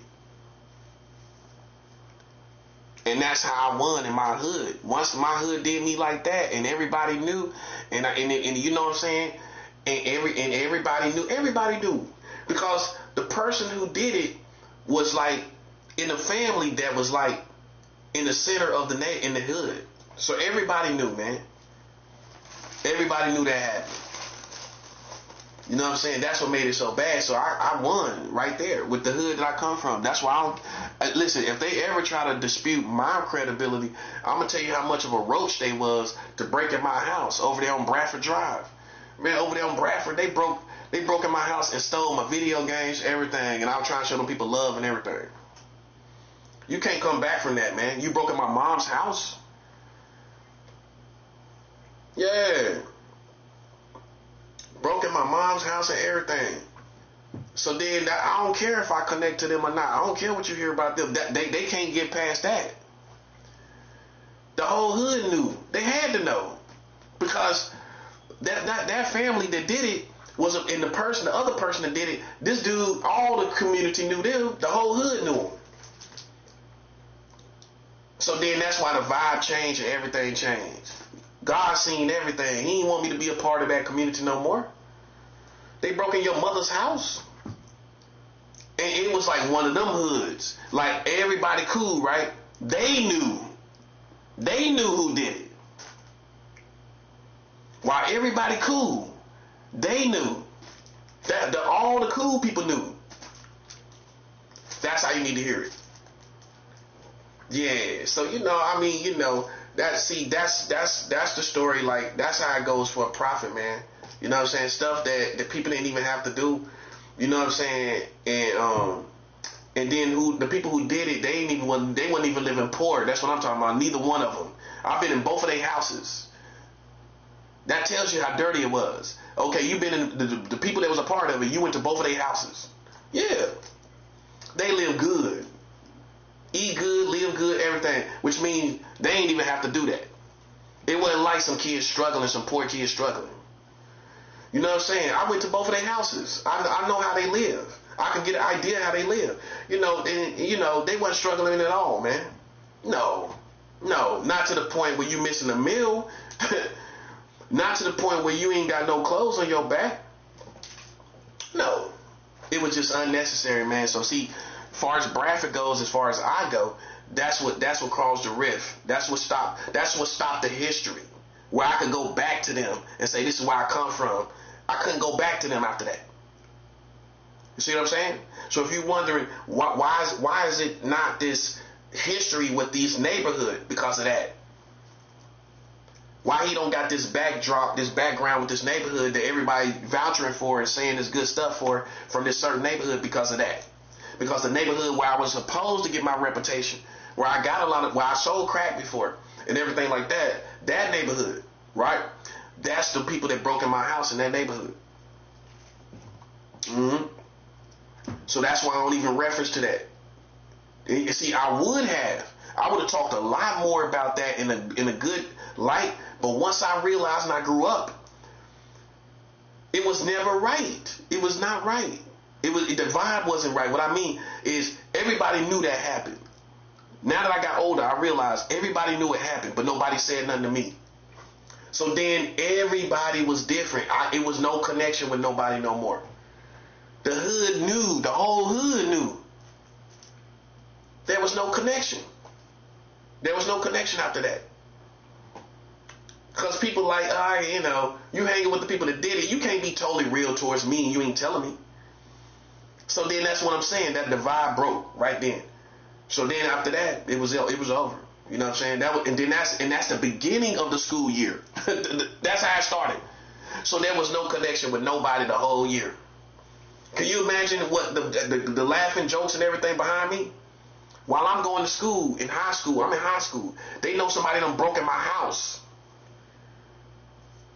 And that's the ongoing thing said behind my back, and I ain't even know. See, I suppressed that so good that I didn't even think about the real reality of the situation. I knew who did it, man. I knew who did it because I knew who I let in the house. I knew who I let in the house, and I know that's the only person could have did it because it wasn't forced entry. So it was somebody that stole my key, and they stole the key when I put it down, and I was just comfortable with them. I let them in the house. I put my key on a speaker, like in my. You know how you always got a place where you put your key. So I used to put my key on my big speaker. The box for my speaker was so big that it wouldn't even vibrate anything on top of it. That's how thick the speaker was, the wood was on the speaker. So I just put my key up there. I went to use the bathroom or do something. I came back. My key was gone. The dudes I let in the house, this dude Kenny Miller, he the one that took the key. He took the key. Kenny Miller took the key, and he gave it to Corey Kelly, and they both conspired. Corey Kelly is the one that did it. The dude Kenny Miller he couldn't do it. How he know he couldn't do it? Because he was too big to do certain crimes. Everybody gonna know it's him. So they sat around talking, and Corey is the one that did it. Corey Kelly. And what make it so funny, his mom know my family, everything. His dad know my family. The family knew each other. But he was the one that did it.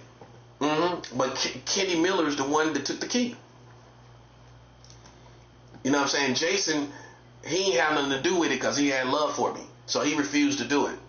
But it was Corey that did it. He talked them into it. So that's why it was no forced entry. They came in the house easy. Took video games, everything. I couldn't tell my mom I let people in the house. You know what I'm saying? So I kind of suppressed that whole situation, man. You know, I really did. I never addressed it, and I knew that it wasn't no other way. You know what I'm saying? That it could have happened, especially if it wasn't forced entry. I knew that somebody took the key. The key was gone. So that's the comments. That's what adds up. And I knew it. I just suppressed it. You know what I'm saying? I knew what was going on. You know what I'm saying? So that's why basically, man, that's why, like, as far as Bradford Drive, it was certain people I respect, like Dave. You know what I'm saying? I respect Dave. I seen Dave at Pizza Hut on Freedom. Me and him, you know, he acknowledged me because people always say I look like him. So he was one of the OGs in the hood, right? So long as I was cool with Dave and Booze and Reggie and a couple other people, I didn't really care about the rest. You know what I'm saying? They was dirty. You know what I'm saying? Mad dirty. Like, and then they was the ones closest to us. They stayed like 3 houses down, the dude that did it. Wasn't even deep in the hood. 3 houses down from me. So that's why it was always, from that point, it became a rift. When it was supposed, because it wasn't even based on me, it was based on the hood. Because you know you did that to somebody, you can't be cool with them after that. It's over. It's done. What is done is done. What I'm going to do? I'm going to go to war with the whole hood?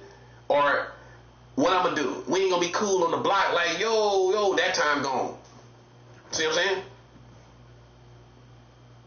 Yo, party over here, that's gone. No more of that hood love no more. You broke in the house on my mom, bro? You know what I'm saying?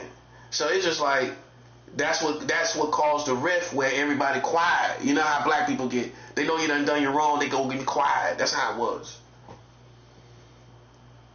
That's how it was. You know what I'm saying? But I still had homies that was cool, that held me down. Like them the dudes who I realized that thought it was wrong. They was the ones that thought it was wrong. You know what I'm saying? People that still embrace me, because I'm a cool dude. I'm always have people. I'm real too. I'm always have people embrace me. You know what I'm saying? So I didn't lose that. That's really what pushed me past it, because I'ma still have people embrace me. I'ma still have that. You know, but yeah, so you know, that's why. But as far as like the whole hood and just shouting them out and talking about them and talking about Bradford, and that could never be because of that. God can't even let it be, because God knew that was what happened. No, so it could never be that real organic energy of a community, me and that community, not cause I couldn't fit in with them, because they violated me and broke in my mom's house. And in Charlotte, it's not made like the city, like it's not made like a neighborhood in Brooklyn. In that neighborhood, everybody knew. Like a black neighborhood, which that means it could never be good. And I had to go to school through that. Can you imagine getting your respect and even be taken seriously after that? That's why I was never right, man. That's why I was never right. I still have people embrace me though, man. I still have people still embrace me though, but it just was never right. You know what I'm saying? And so that's why I don't talk about that hood, the hood where I really got where it should have been on and on, where I should have went back to, where we should have been riding around and everything. None of that, bro. Because I was probably basically the prettiest dude in the hood. I had the hair, you know what I'm saying? I had the perm. I was one of the only dude who had the perm, long hair. I was that dude with the perm hair and all of that. And I just was a certain dude. I was a certain dude in the hood. And it just was never right, man. It just was never right because of jealousy, man. It was never right. So see, you don't know why people carry themselves the way they do. You know what I'm saying? See, that's my experience with black people. Breaking into my mom's house and everything like that. So see, that's why that explains too another reason why I'm not like party over here, because I know how dirty black people can be, bro. That's just real. I know how dirty the hood can be. You know what I'm saying? And people try to get that energy out of you, and it's just not there for me. You know what I'm saying? Because it's just a lot of things where I just been did dirty again by the community. You know what I'm saying? So it's just like, what I'm gonna do? I'm gonna be with God, and I'm gonna just side with God. That's it. That's all I can do. You know what I'm saying? I can't let people play me twice. You know what I'm saying? Like, nah. Or 3 times. Let's put it like that. So that's why I carry myself the way I do. Once they broke in my mom's house, and see, my mom had a gun. What he did, my mom was home. Now you don't feel like that's a violation? My mom was home when they broke in, bro. And so they went and told somebody was in the house. So the whole hood know, dang, they broke in his house and somebody was home. That was my mom. They knew it was my mom because my dad's stepdad car wasn't there. So they probably sat back and thought for a while. Well, the stepdad, that couldn't have been him because he be working all the time. And he got that car. Right? He had a sports car. So they broke in the house while my mom was home, bro. That's why the vibe could never be right, bro. Yeah. Think about the hood breaking your house and your mom in the house, man. In the house. So my mom could be a certain way too because of her experience. Yeah. Somebody broke in and she was in the house. That's what my mom went through.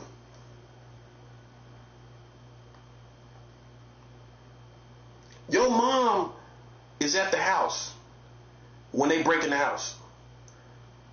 The only, and what was this, my mom was so cautious, like you're supposed to be. She locked the door to the upstairs, and that's why they couldn't get in. So they ripped the doorknob off, and it was like that for a long time. We didn't even fix it. They tried to rip the doorknob off to go upstairs and get more stuff. But my mom had a gun. She had a gun. If that person, Corey Kelly, would have came up the stairs, he would have got shot in the head. He would have got shot from the top of his head. It would have been easy to shoot him at point blank range, because by the time he would have looked up, it would have been too late. My mom would have shot him. She might have said, "Get out of my house." She might have said that, but she already had the shotgun. She had it ready. That's what I'm telling you. You don't know, like, so she wasn't a scary woman just sitting there like, oh, calling 911. Nah. My mom had the gun. What that boy don't know, he almost got his head blowed off. But see, that's why it was no love. That's why it was always fake after that, man. Somebody you broke in my mom's house and she was at home. It's always gonna be. It was never. That's what happened. See, that's the tragedy in my story. That's like being from your block, wherever you from, right? You got this good story. You rap. You good at it. You got this. You're a promising rapper. Then somebody breaking your mom's house. So that tears up the whole credibility what you got going on with the hood. So now you dolo. You're more dolo than anything else because you ain't connected to nobody, and that's what it's about. That's why nobody ain't dealing with you because they know they did that. So that's why I don't have those other stories where I really got really down with certain people in the hood because they broke in on my mom, bro. It's unforgivable, bro. Somebody break in the house in your mom's home, bro. You want them people dead, man. You know what I'm saying? And if you don't got no love for them no more, man. It's just because that happened when I was so young. That's the only saving grace why I even looked them same kind of people in their face. That's the only reason. If I was a little older, man, I don't know what would have happened. But by that time, I had already been robbed and everything. And then somebody broke in my mom's house and stuff. So see, I'm just being transparent and sharing with you like real stories in real life, man. Some people, they don't know what you've been through. They don't know what your family been through. They don't know why people are the way they are. And see, that's why my mom is the way she is. She don't really have a whole bunch of people around, stuff like that. Because that's one of your worst nightmares too. Somebody breaking in and you home. But he didn't know my mom had a shotgun. And if he would have opened that door, she would have rocked this world, buddy. Because with a shotgun, if it was buckshots or whatever it was, he coming up the stairs, she was like on the balcony, like on the armed balcony. You know how you got a boundary coming up the stairs? She was standing over the boundary. He was walking up the stairs. If he would have came up the stairs, she would have shot him in his head before he even knew she was there. He wouldn't have knew she was there. He would have got shot in the head. As soon as he would have looked up, would have shot him in the head. He would have been dead, bro. That boy don't know. See, that's the part of the story he don't know. He know he heard somebody up there, but he don't know she had a gun. He couldn't have knew that story because we ain't tell him. Would have blew his head clean off, buddy. One shot, he would have been gone. Because if you get hit from the top of your head, come on, man, think about that. The top of your head, all your shoulders, neck, head, top, all that, he would have lost, bro. It would have either hit the head or the chest, all that area, the head, chest, everything. It would have hit everything upper. Everything upper would have got hit. Face, head, chest, all that.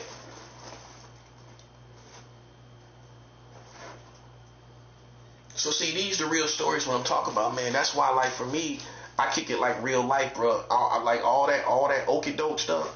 You know what I'm saying? That's why I take real precautions. Because see, the more stuff you go through in real life, you don't even want. You don't want nothing to do with fakeness, man. I don't want nothing to do with no. Can you imagine how I feel with fake people acting like it's a game? You think I'm playing? That's why I stay armed, man. That's what I'm trying to show you. Now put it all together. Everything I just told you, put that all together, and you think I'm playing? Who could think I'm playing after what I just told you? Now you see, that's the situation they put themselves in, bro. Now it don't seem like just some other stuff you've been through with them black people in the hood. It seems like just like some of that. It seemed like the same stuff. Like, and most people gonna say it's spirits, it's demonic spirits, because you're a prophet. That's what it is. Those spirits were trying to play around you. That's what it was. That's why you went through everything in your neighborhood. All this stuff keep going on because you're a prophet of God. That's how we know. The reason why I ain't got that party over here, party over there with the hood I come from, because they broke in my mom's house when she was home. That would have been the neighborhood. I got all my reputation. Everybody knew me, everything. Like that. Like you went to these dudes' house, you chill with them, you play games in their house, you listen to music. Them same dudes. You was in multiple houses in the hood. I was moving around like that. You sold a little crack in that neighborhood. You stepped on a block before in that neighborhood. That kind of situation. In that neighborhood, breaking your house, while your mom is home, it's over. The whole legacy is over. See, that's what now you see what happened. So I couldn't even go back to where I really did stuff or where I learned to do stuff the most. I couldn't even go back to that neighborhood because it wouldn't be real. If I was a rapper, I couldn't even go back to that neighborhood. I mean, I could technically, but it wouldn't be real. These are people that did conspire and knew how I'm going to make a video with them. And they done broke in on my mom's house. It's all over because of that. That's what destroyed my connection with the legacy of the neighborhood where I come from. See what I'm saying? Where I couldn't go back to that. It's not real. I could go back and hang with certain people from that neighborhood. That's how I would have did it. You know what I'm saying? But just a couple. Just like I only know one person really. That's how bad it is, man. I say two. I say two. Three, maybe. But other than that, man, see what happened. And see, was that my fault? No. I trusted the wrong people. You know what I'm saying? I treated them like they was my homies and let them in my house. Man, they took, listen, I couldn't tell my mom that. They ain't know the real story. I couldn't tell them. I couldn't tell them that. And then, it gets worse. Even when I was on the block, I can't make this up. I sold some crack, right, on the block to that same family that broke in my house. The kids didn't know I sold crack to their dad. Now I sold crack to their dad, right? I got in the back of the seat, in his car in the back seat. I sold him some crack because a little homie put me up on the block, showed me where I could sell that, right? So I go get in the car because they had a little setup where it was like a little parking lot, a dirt parking lot across the street, directly across the street from the block. So your thing was you walk over there and you get in the car, right? So I walked over there and got in the car, got in the back seat, So I didn't even know he was in the passenger side. I'm like, oh, what's up, man? Like that. So because I was so cool with him, I had my rocks in like the Newport cover. I put all my rocks in. I let him check whatever one he wanted out. He gave me the money. I walked off, right? Don't you know, this dude went back and told my mom I was selling crack. That's what messed that up. So then you apprehensive. I'm still a kid. So I'm apprehensive now because my mom tore my room up looking for drugs. Because he told her I was selling crack. Messed that up. That same family, the kids broke in our house, that's how they messed that legacy up as far as that go. As far as the whole hood go. They messed that up. Because this dude was all of them was in the center of the neighborhood. That's what messed it all up. Then the dad went back and told my mom I was selling crack. So that messed up the flow of doing that.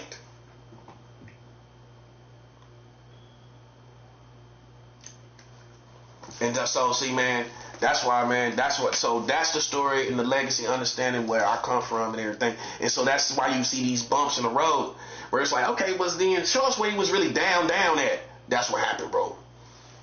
It could, because even if I wanted to be with them, they wouldn't want to be with me because they know what they did. Think about it. You see what I'm saying? And everybody else knew. So there was a disconnection right then. Think about it. A whole hood know they broke in your house. You gonna be cool with me? Not really.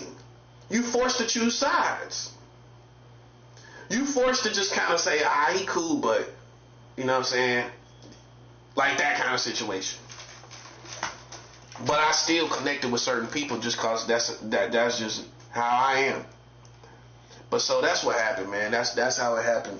So see, but I'm telling you about real life so you understand, bro. Like, I come from real life. You know what I'm saying? If you listen to my brother, he ain't even gonna, did he tell you these stories? Did he tell you this happened? He didn't know what happened, how it happened. It was because of, I let somebody in the house. You know what I'm saying? It was because of that. He ain't had nothing to do with it.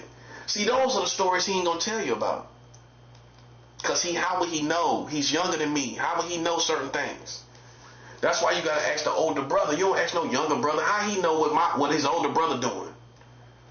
How he know his full reputation? How he know what I did? He don't know these stories where I stepped on the block and then my mom's, that dude went and told my mom I was selling crack. He don't know about that.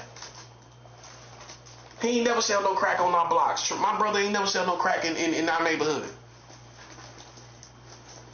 That's all I'm saying, man. He ain't know no crackheads. He ain't know that part. I knew, everybody know the most famous crackheads. I knew the most famous crackhead, and he knew me for selling crack. He seen me with some crack. So you become a dope boy to him. You become a dope boy. He did. My brother didn't. The most famous crackhead in our neighborhood was Fro. Everybody remember Fro. Okay, Fro didn't know my brother. My brother wasn't on that level. Me and Fro was posted up trying to sell crack one day at the wash rack. You know what I'm saying? Like, so you know, that was another day. And I just let him have the crack that I had.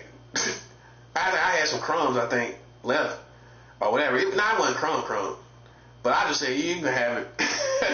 I just let him have it. Cause I guess cause he posted up with me so hard. He was trying to get some sales or whatever. I don't quote, I gave him something though. I gave him something. But see, that's the stories you expect to hear. You posting up with a crackhead, you know what I'm saying? And you know what I'm saying? My brother ain't do that, man. Come on, man. That's all I'm saying, man. Like, I'm trying to show you what's real, bruh. You know what I'm saying? You know, and that's why I am the way I am, and that's why I carry myself the way I do. See, I got my reputation good and young. Unlike some other people, I got my reputation good and young, so I could take years and years off, and I already had what I needed. Make sense? I already had what I needed because I got it young. Well, I can tell you, yeah, I was with a crackhead, and he posted up and everything, and we trying to sell crack in the rain. You know, it's raining, and he out there trying to wait for somebody to get a sale or whatever. And I'm posted up in the wash rack inside, just waiting. I did that when I was young. So I could take all these years off where other people didn't start when they was as young.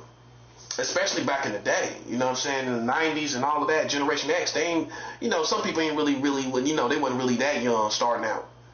You know, now it ain't nothing to be the age I was now. You know, but back then it was a little more significant. You know what I'm saying? To be like 16 or whatever. You know what I'm saying? I started shooting guns about 14, 15. You know what I'm saying? About around that same time. You know, so you know, am I Al Capone? No, I'm not. Am I acting like I'm some head kingpin, drug kingpin? No. I'm showing you I got the heart to take care of myself. And that's all I'm expressing. That's the context of how I'm expressing all of this. If you pay attention, you know what I'm saying? I'm showing you that I can take care of myself, and I proved that. I proved that I'm real. That's the context also about this, that I'm real. Real life. I go through real things. I live in real life. And so to play with me, listen, buddy, I don't know what you was thinking. You went by a whole bunch of punks talking about, like my brother, that ain't never sold no crack in our neighborhood. He was never on no blocks. He wasn't built like that. He wasn't like that. You know what I'm saying? He ain't had no guns when we was over there. You know what I'm saying? I had a loaded gun when I was over there, and I was gonna go kill somebody one time. Cause that's the first time I got robbed, I had a gun. And I didn't go, and the only reason I didn't go shoot them dudes that night was because my brother's the one that talked me out of it. He the one that talked me out of it. Please don't go. Please don't do it. And that's the only reason I ain't go. I was ready to go. Them people don't know, man. I mean, and they was crackheads. I was gonna shoot me a couple crackheads. But see, I was smart not to bring that gun. I was smart not to bring that gun, man. Something told me, no, don't bring that gun. You know what I'm saying? And that might have been God. But I just knew better than to have that gun on me. And I might, the police might search me. That's what I was thinking. But he the one talked me out of it. That's what I'm saying. Like, see, I was already like that over there in that neighborhood. See, and so, your older brother gonna tell you how people was built, man. Like, he wasn't built like, nah. He was a tender-hearted person. He wasn't built like that, man. You know what I'm saying? That's not how he was. He wasn't what we call a street nature. You know what I'm saying? You know what I mean? He ain't had that street nature naturally. You know what I'm saying? Like, see, all I had to do was get around the right people. But what messed that up was when they went in my mom's house, and it was just always this hate. It was hate before that. It was jealousy before that, obviously, because for them to do that to me. Makes sense? Well, it had to be something for them to do you like that. It was already something going on, man. But if I would have had another better hood, I would have just bloomed beautifully, man. Beautifully. I would have bloomed very beautifully. I was just planted in the wrong hood. That's the only way I can put it. Because if I was somewhere else, I would have just bloomed beautifully. You know what I'm saying? I was a cool dude. I was cool. You know what I'm saying? Just down and cool, bro. But that's just tragedy. Tragedy in the empires, man. Once that happened, that stopped everything. I mean, I think that just messed the whole hood up at that era in time. Just for that to happen to me. I think that just messed up the whole vibe, man. Just the whole thing, bro. It just wasn't right after that. It was nothing. So everything was kind of broken up, and that's why. But like I said, man, that's the reason why, man. If you want to know, what I'm saying, as far as the hood that I say I did some stuff in, why it ain't talked about or mentioned or anything in a good light, you know what I'm saying? Because it just wasn't no vibe. They vibe was off. Even if I try to tell it right, it wasn't there. After that, I hung with certain people. And that was it. That's why I think that to me, I think that really is the real reason. You know what I'm saying? Why I don't just BFD and Bradford and all of that. It was never that vibe. I was never there. But the cool thing is I was cool with the coolest OG in the neighborhood. That's the saving grace. That was the favor. That was the favor right there. That was the setup. Like the coolest OG, a girl took me to his house. And made me stand outside and say, go get Dave. And she was like, who he look like? No, she went and got another girl. She was like, who he look like? Dave. Yeah, I told you look like Dave. Like that. So I finally met him and everybody was saying that. But see, I had that favor. Just so happened I looked like the coolest OG in the neighborhood, right? Just so happened. And he was way older. He was already out of school and everything. And I just happened to look like him, so that's why he always befriended me. Even when I seen him the last time, I seen him on Freedom Drive and Pizza Hut, and I was like, man, I'm glad to see you, man. Like, we knew each other. We could see, he knew who I was and everything. It wasn't no confusion and everything. And so see, that's just how God. That's the goodness of God that I still had love from the most powerful person from that neighborhood. He was way more powerful than the people that broke in my house. He was way more powerful, way more respected. In fact, all of them will bow down to him.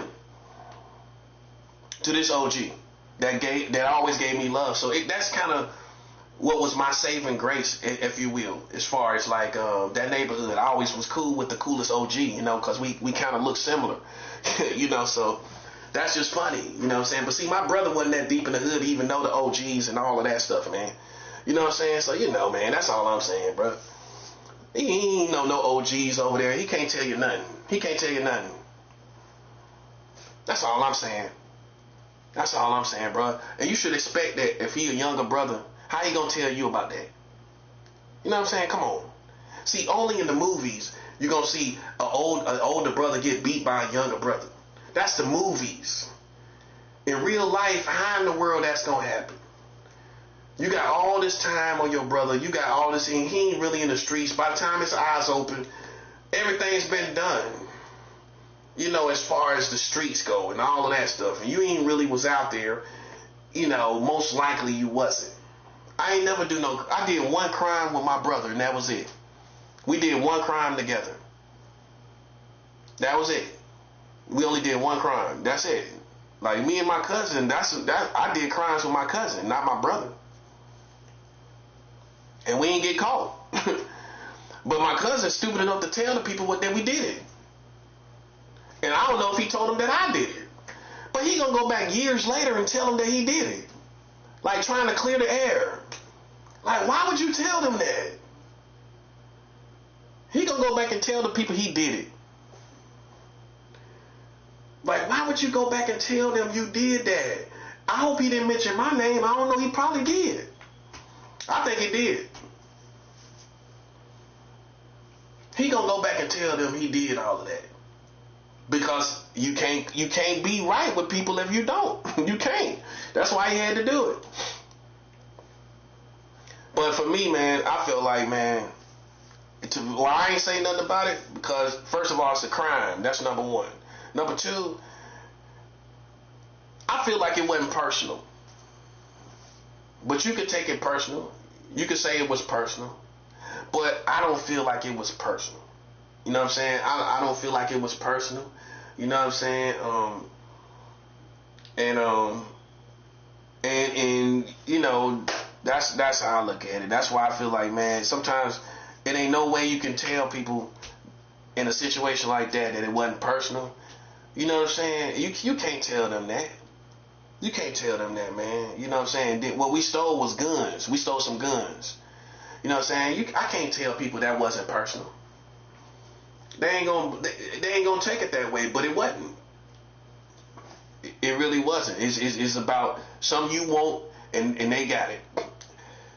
But see, in my case, when somebody broke in my mom's house, they didn't know what we had. They were just doing it to be doing it.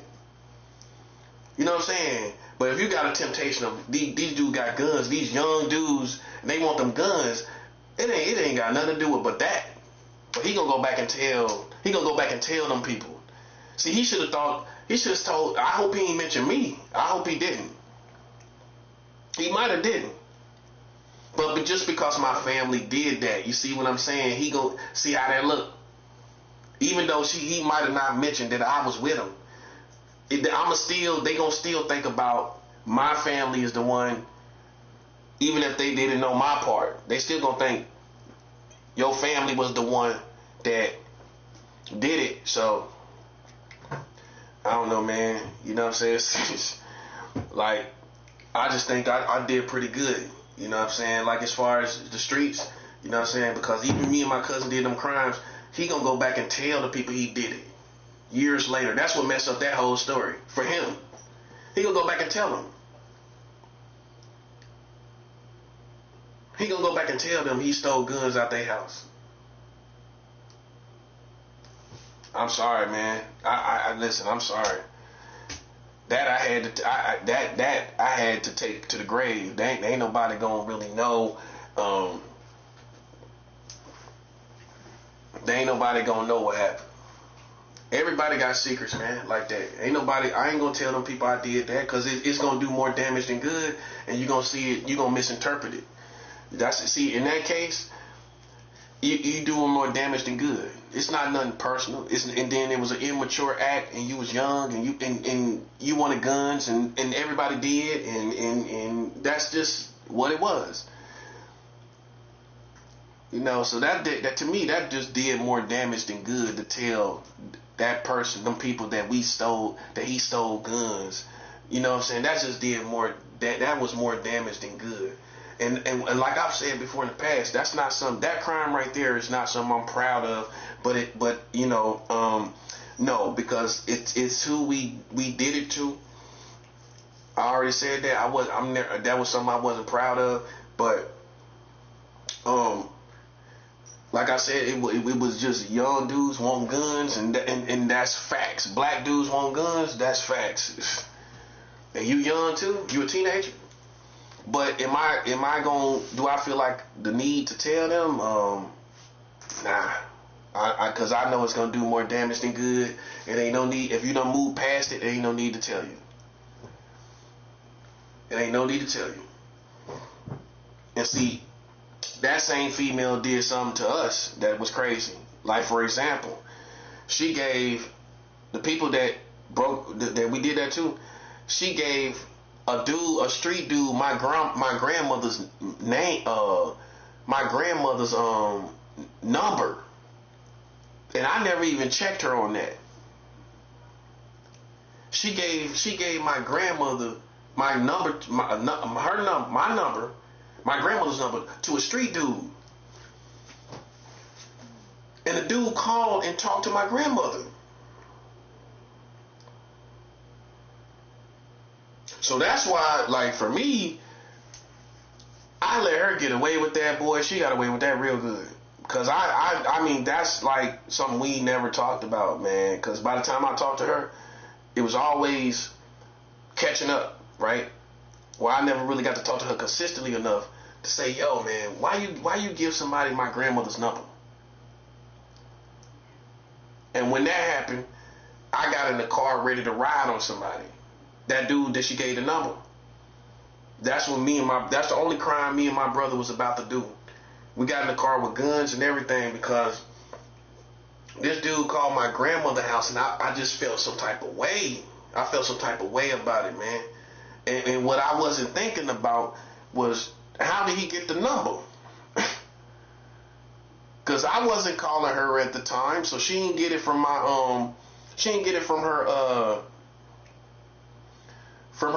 caller ID, but she remembered the number and she gave it to this dude that fell out with my brother. My brother came over her house and he fell out with the dude because the dude was jealous because my brother came over there. You know what I'm saying? And everything. He seen that he had a nice car. He was just intimidated. He was jealous. So then when he left, the dude was abusive and he strong-armed her for my grandmother's number. Well, she was so scared she gave him the number. So I'm the one that he talked to, but I'm not the one that he had the problem with. He thought he was talking to me. He's my brother, he was talking to me. And so when he made all these threats and everything, and he had already talked to my grandmother, I was offended. I was ready to ride on this dude. Because I was offended that this type of person talked to my grandmother. That's what I was offended about. Even though he might have didn't know she was going to answer the phone or whatever, I wouldn't care. You know, you talk to my grandmother, you know what I'm saying? And it was just no reason for that to go like that. And then my grandmother gave me the phone, and I'm talking to this dude that she just got done talking to. And this dude is giving all kind of threats, talking about he gonna get the gauge, a shotgun. He throwing he telling me all these threats and everything. And you just got done talking to my grandmother? Think about that. This dude is telling you all type of threats with guns on the phone. He telling you all type of threats. Right? Now imagine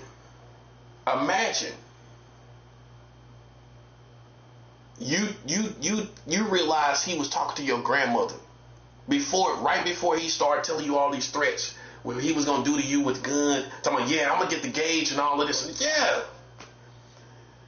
You're gonna realize, this same dude just talked to my grandmother on the phone. My grandmother put me on the phone, like, yo, Donnell, come get the phone. That kind of situation. So I was like, man, I'm ready. I got in the car about that. Bro. That's what it was for me. You know what I'm saying? I got in the car about that, man. That's why I say, man, you know, like, all I talk about is real life. You know what I'm saying? I keep giving you stories after stories after stories. I don't know how you think you could doubt me.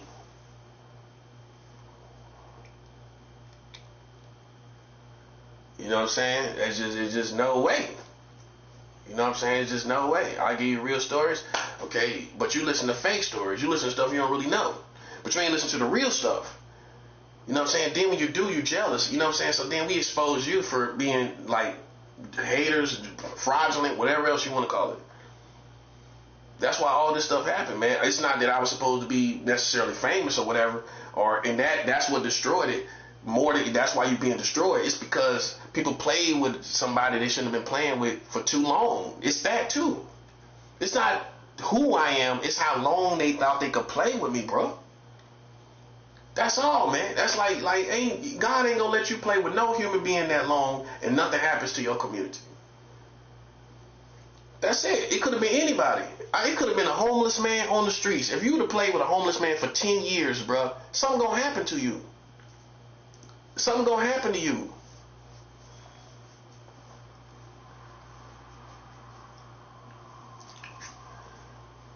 Yeah.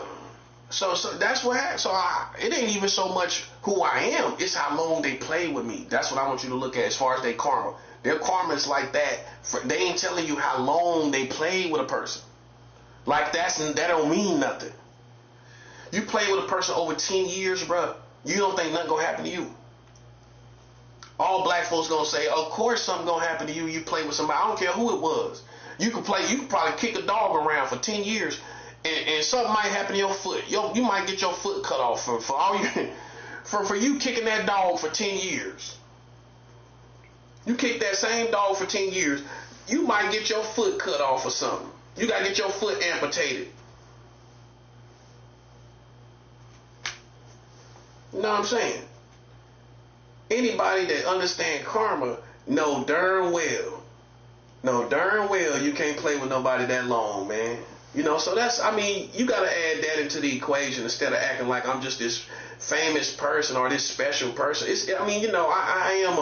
I'm a prophet, but I look at it more like it's all this time they played with me. It's that. It's not just who I am. It's how long they played with a human being. You can't play with no human being that long. Even these racist white people didn't do that. Let's look at it for what it is. Consistently, like playing with the same person, I don't think they really. Who did they really do that with? Not in most cases, they didn't do it. So that's why they karma so bad, man. Whoever it is, what color they are, man. I mean, some of these racist white people didn't even do that, bro. You know, but I weathered it like a champ because I'm built to be I'm a soldier. I'm built to be a soldier. I'm built like that. And that's why all this happened to you. That's why we don't have no compassion. That's why we don't have no mercy. You know what I'm saying? You came out here in the streets, you know, and you played with God's people. Listen, I don't know what you thought, but this is what it is. This is what it really is. Everything that you heard from me, all my stories, who I am, and how everything happened, this is who I am, bro. Like, now, if you want to go and believe some cartoon stuff about who you think I am, then knock yourself out. You know what I'm saying? Knock yourself out. Meanwhile, simultaneously, World War III is going to be starting to be in this. World War III is going to be on the horizon. It's going to be on the horizon, bro. You're going to see World War III on the horizon. And if anybody want to jump, listen, I'm going to keep my weapons. I'm going to give me a gun and everything like that. Because, see, I figure, man, people just want to be mad at me because it happened. And I ain't waiting for somebody to get mad enough to want to come challenge me. Listen. That's how I look at it. Because it ain't my fault. I ain't got nothing to do with it at all. And you need to be. And if you have balls, you'll start just killing some of these people and all. You know what I'm saying? You'll start killing some of these people out here. That's even affiliated with that community. Freemasons and all these secret society people. You'll start. If y'all was really built like that, y'all start popping them in their head. That should have been happening. That's how I see it. The street should have been start bucking on some of these people riding around. I'm telling you, man, y'all should have been done that. Y'all should have been bucking on them people. But you was sitting back, you know, enjoying the weed, enjoying the girls that they was supplying, all the other stuff, the drugs. That's the truth. So you gotta admit your part that you took. You played with these people. You took what they had to offer. Okay, so then, you know, God is on my side. Now it's a war between good and evil, and I'm gonna get strapped up. And then anybody come my way, listen, man, I'm laying. When I get strapped, you can already tell how I carry myself, what it is, bro. I already told you my stories, man. I already told you what it is. And the last time I done a felony, just in case you think, you know, I got these Wonder Years stories. I did a crime, a felony just 10 years ago. We took a car off the car dealership and got away with it. That's the last felony I did. And I was driving the car. We took it off the car. One dude took it off the car dealership parking lot, drove it across the street to another parking lot, and I drove from there. And if we would have got caught as soon as we did it, I would have been the one driving. So that's the last time I did a felony, just in case you think I just got these Wonder Year stories and all of that. And keep in mind, I keep weapons. You know, I had a machete right here in New York. I bought a machete for over $30. So I was the person in New York with a machete in it, walking around with the machete on me. You know what I'm saying? You don't listen. A person hit you with a machete one time, it's gonna change your life, man. You can't fight. You can't play with somebody with a machete. I was in New York with a machete. I already priced the machetes in this neighborhood. I forgot about that. That's something I gotta do, because I already priced the machetes in this neighborhood. You don't play with nobody with machetes. I don't have it now because somebody stole it off of me. Yeah, they stole it off of me. But I had a machete. I don't lie, bro. You know what I'm saying? Now think about the mindset of a person that carries a machete. You think that's somebody to play with. It's a whole different mindset, just like somebody with a gun. You start getting up there with the machetes, now you're a dangerous person. And even people with guns will admire a machete. Like, let me hold that, man. Let me hold your machete. That becomes a machete is a good weapon. It's just a nice, beautiful weapon that everybody will admire. I don't know nobody who, even gun-wielding dudes that won't play around with a machete. You got a machete, you're going to play around with a machete. So, you know, that's all I'm saying, bro. You know, I believe in being armed at this point in my life. Through all the stuff I've been through, now you hear everything I've been through. So for people to doubt me, I don't know where it's coming from. You know what I'm saying? That's why I'm saying, bro. That's why, like me, I don't make the mistake other people make. You play with people, you want to play with people, you think it's a game, think things is a game. Okay, then you pay the price for thinking like that. That's life, and ain't nobody gonna help you. You know what I'm saying? That's life, bro. You don't come out here stepping off the block like you want a problem, and then when something happened to your community, then you act like you don't know what happened. Then you want to blame me. Nah, bro. Blame yourself. Don't blame yourself. Ain't nothing fake about me. I'm talking from the heart. That's real. You stepped out here on the block, you stepped out here in the community, you played with the wrong person, you think you evil and that's gonna be good enough? Bro, listen, man. I don't care nothing about you being evil. I know what can take care of anybody that wanna be evil. A weapon. That's what can take care of anybody that wanna be evil. Anybody that wanna work witchcraft, that's what can take care of it. So you step out here on the block, that's talking about these secret societies, and that's talking about the streets that was a part of it. You know, you can't step out here and play with somebody, bro, and then think, nothing ain't gonna happen to you. So I covered two people in one right there. I'm not your plaything.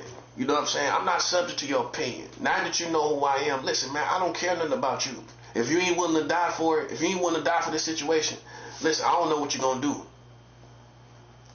I don't know what you're gonna do, because everybody turned for sure. You know what I'm saying? Everybody lit for sure, bro. Like me and everybody else that see this stuff that's going on. For these clowns, man, I don't know what to tell you. If you thought I was playing, I showed you I wasn't. Now you got World War III. You got all this stuff on the horizon, and you looking for somebody to blame. I told y'all. I told these lame dudes, don't come out here playing in the streets. I told y'all. You came out here and played in God's community because you think you work witchcraft, and you think, I don't care nothing about that. I don't care about you working on witchcraft. That don't mean nothing to me. They don't put no fear in my heart.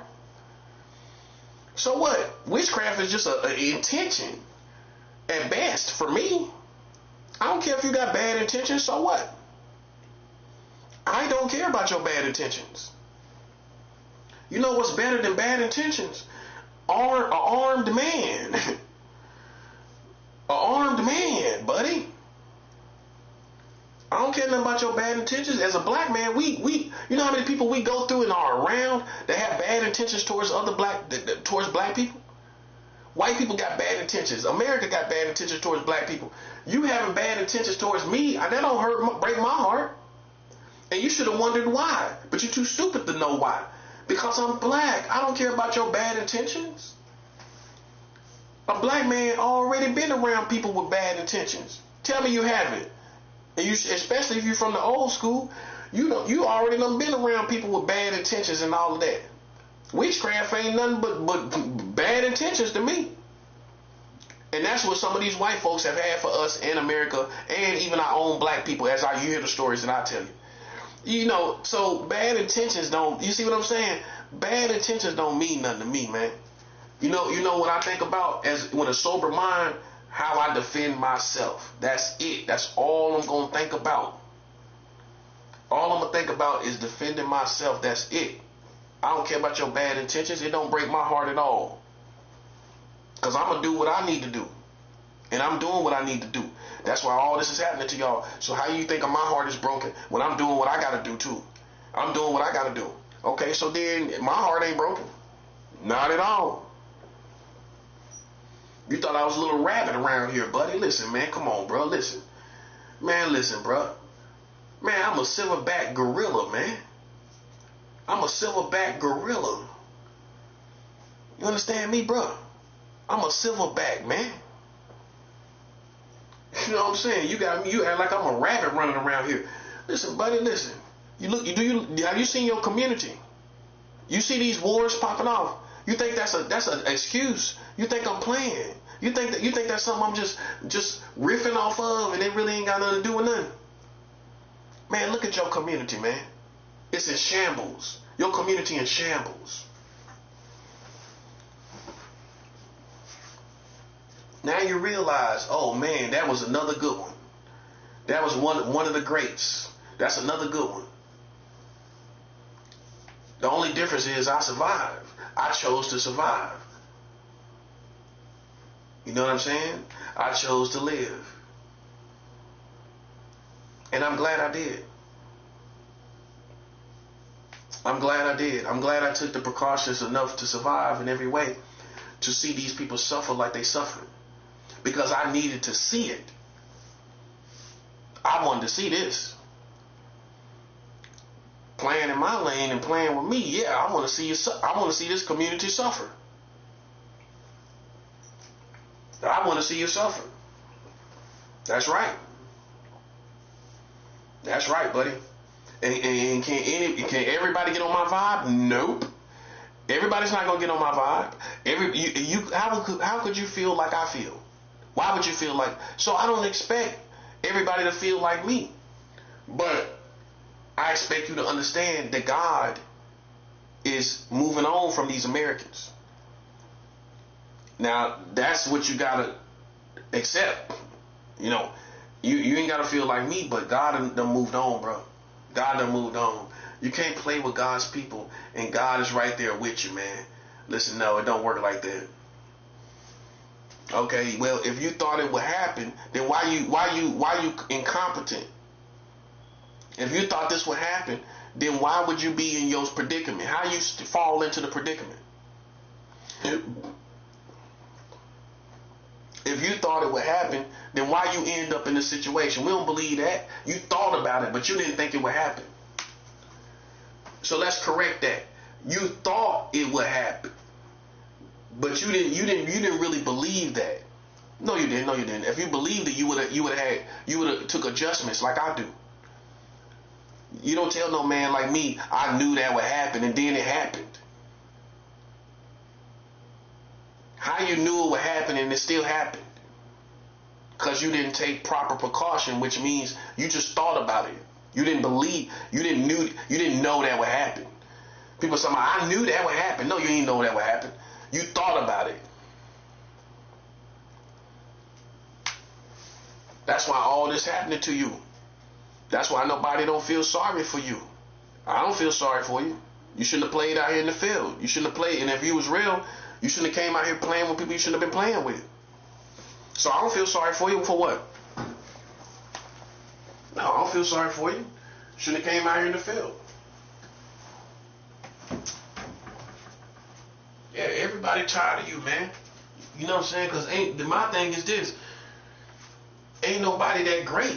I don't care who, black people, white people, whoever it is. I don't care who it is. You ain't that great, bro. Ain't nobody in the world that great to play with God's kingdom like that. Nope. Sorry to tell you, buddy, you ain't that great. I guess you done flattered yourself. Because you ain't that great.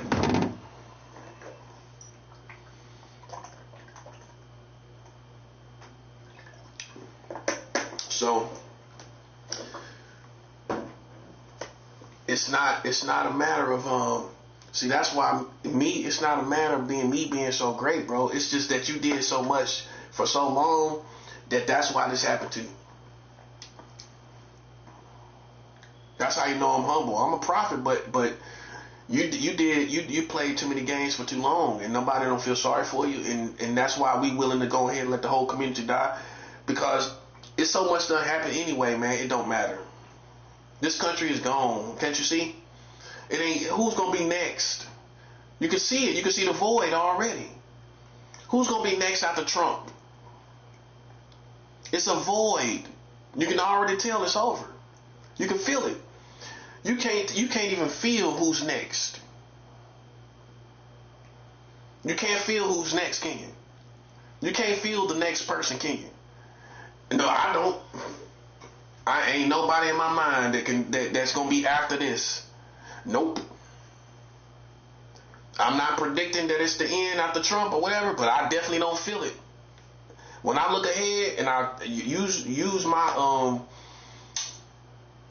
my hunches or whatever, it don't look like nothing is ahead. Nope. God had enough. See, some people, because you don't have the word of God, you can't monitor God's feelings. You can't monitor God's feelings. And because you can't monitor God's feeling, you don't really know what the real weather.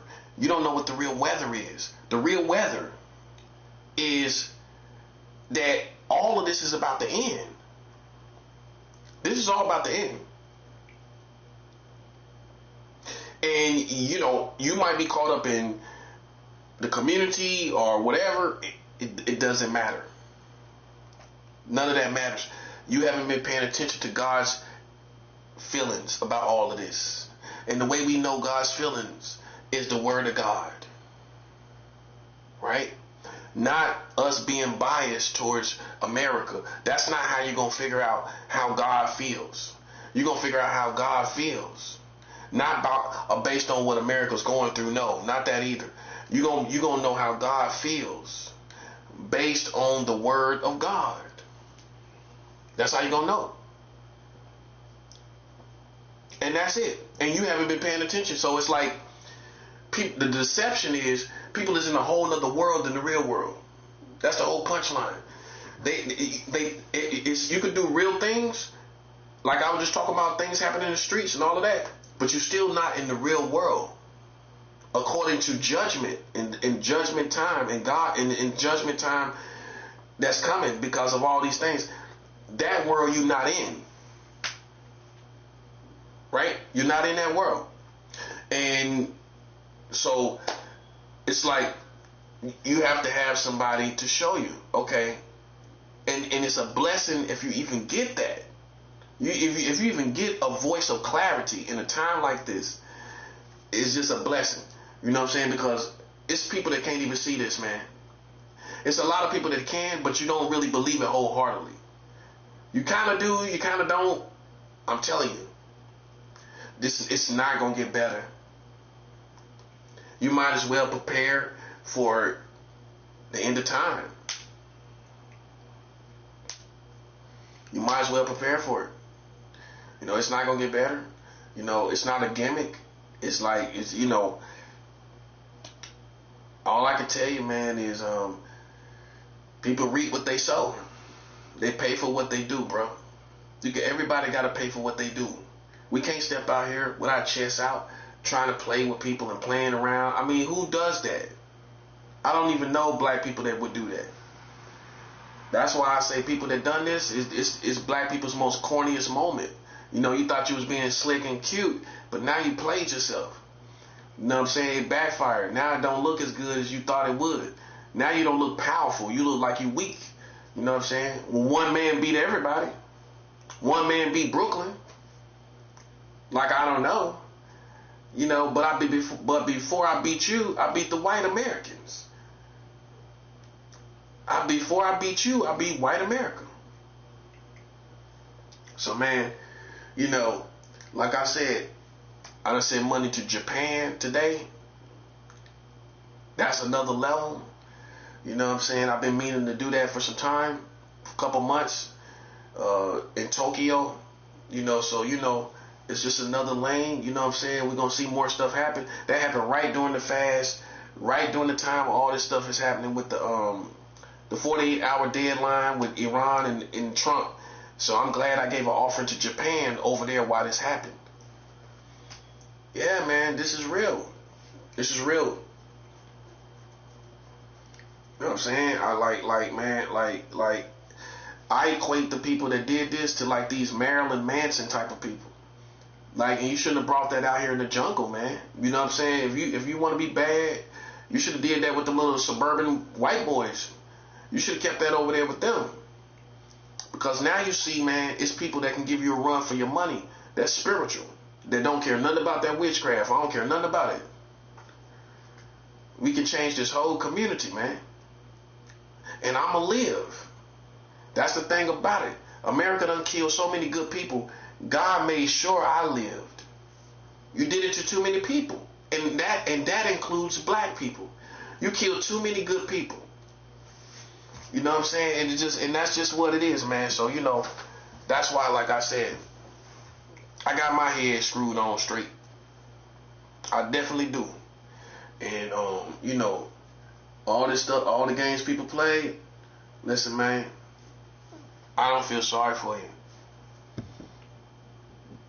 When a Christian tell you they don't feel sorry for you, bro, what that tells you, man. I don't feel sorry for you. You know what I'm saying? You should, because you came out here and you played with too many people, you played too long, and then the thing about it, that's how we know you spoiled. That's how we know you're a little brat. Because real dudes, real gangsters knew they messed up the whole community. They would go ahead and die, kill themselves. Because, listen, you messed up. You did too much. You did too much, man. You know what I'm saying?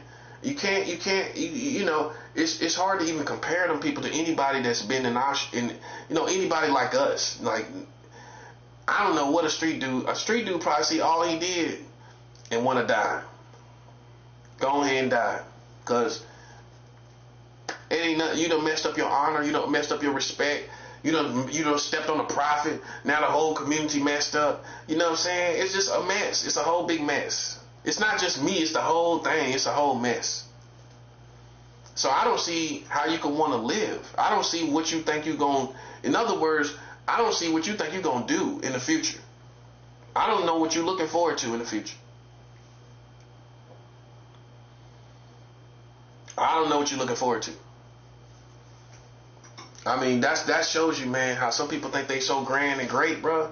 And then you wind up finding in the process somebody greater than you. That's the punchline. Then you find somebody greater than you while you thought you were so grand and great. You know what I'm saying? That's exactly how it played out. It played out like you thought you were so grand and great, but then you found somebody greater than you. That's just, you know, that's how your story goes. You ain't gonna be able to change that. See, that's what I want you to know, man. From all the stories that I told you, listen, I don't fear nobody, bro. You know what I'm saying? I'm just a Christian, good Christian man, and people taking and playing it like it's something else because they stupid and they know better. Listen, man, I'm a good Christian man. That's what it is. But am I gonna play with you? No, I'm not. And if it comes, and see, what you need to understand is, well, we ain't gonna die for one person. God feels that you are. You are gonna die for one person. You are gonna die for one person. You are gonna die for one person. Because you did it to more than one person anyway. Oh, tell the truth. How many other people you gang stalked? As Americans. As Americans, how many other people you play with? See, they can't tell you everybody, because then you gonna raise your suspicions is gonna be raised. If they tell you everybody they did this to, you're gonna turn against them. They can't tell you everybody they did this to. Okay then, so they did it to more than just me. That's common sense. So this is why this is happening. They did this to too many people, too many black people, and I don't feel sorry for them. I don't feel no type of way for them. That's real. I don't know why you think I'm such a nice guy. I'm not nice. I don't have no problem with it. No, I'm not a nice person, but I'm a good person. I'm a good person, but am I nice? Probably, maybe not. Do I move like a nice person? Definitely not. Definitely not. I'm smart enough to know what it is, and I don't have no interest in moving like a nice person. See what I'm saying? See what I'm saying? It's so corny. It's like you can't be that. You gotta be a righteous, good person, not a nice person.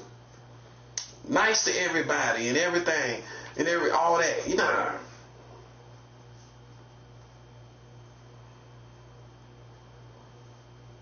Played yourself, man. You looking for somebody to blame, and there ain't nobody to blame. You played yourself, and you looking for somebody to blame. This is the top of the talk of all this situation. You listen to the top talk about it. This is how the top sounds talking about this stuff that's been going on. You played in the field, you played out here in the field, and you getting what you deserve for it. That's all there is to it. You ain't getting out of it. And it don't matter if I live or die, you still gonna die. And you ain't getting out of this. This is for okie doke people, these clowns. They think they gonna get out of it. You ain't gonna get out of this. You deserve it. You deserve it. I don't care. I don't feel sorry for you at all. I don't feel sorry for you at all. You shouldn't have came out here and played in the field, bro. It's that simple. We tired of you. We tired of talking about you. We tired of seeing you, hearing you, and hearing you speak. We tired of you. We just want you to go. We just want you to die. Okay, that's just what it is. You know, that's just what it is. You know, you came out here, you played with people, you think it's a game. We want you dead. That's it. We just going about it God's way. I'm doing it God's way. Ain't no mercy on the streets. What you think this is? That's what I'm saying. I represent the jungle. I don't know what you thought. I don't know what you thought I was. I represent the jungle, bruh. I told you stories. I told you real life stories. I told you dangerous stories. I told you stories of loss where my brother done got killed and murdered. I don't know what you thought I was. I don't know what you thought. Whatever you thought, listen, bro. Listen. This is what it is. This is the truth. Okay? Clowns is clowns. I don't care about clowns. They gonna have to come to an end.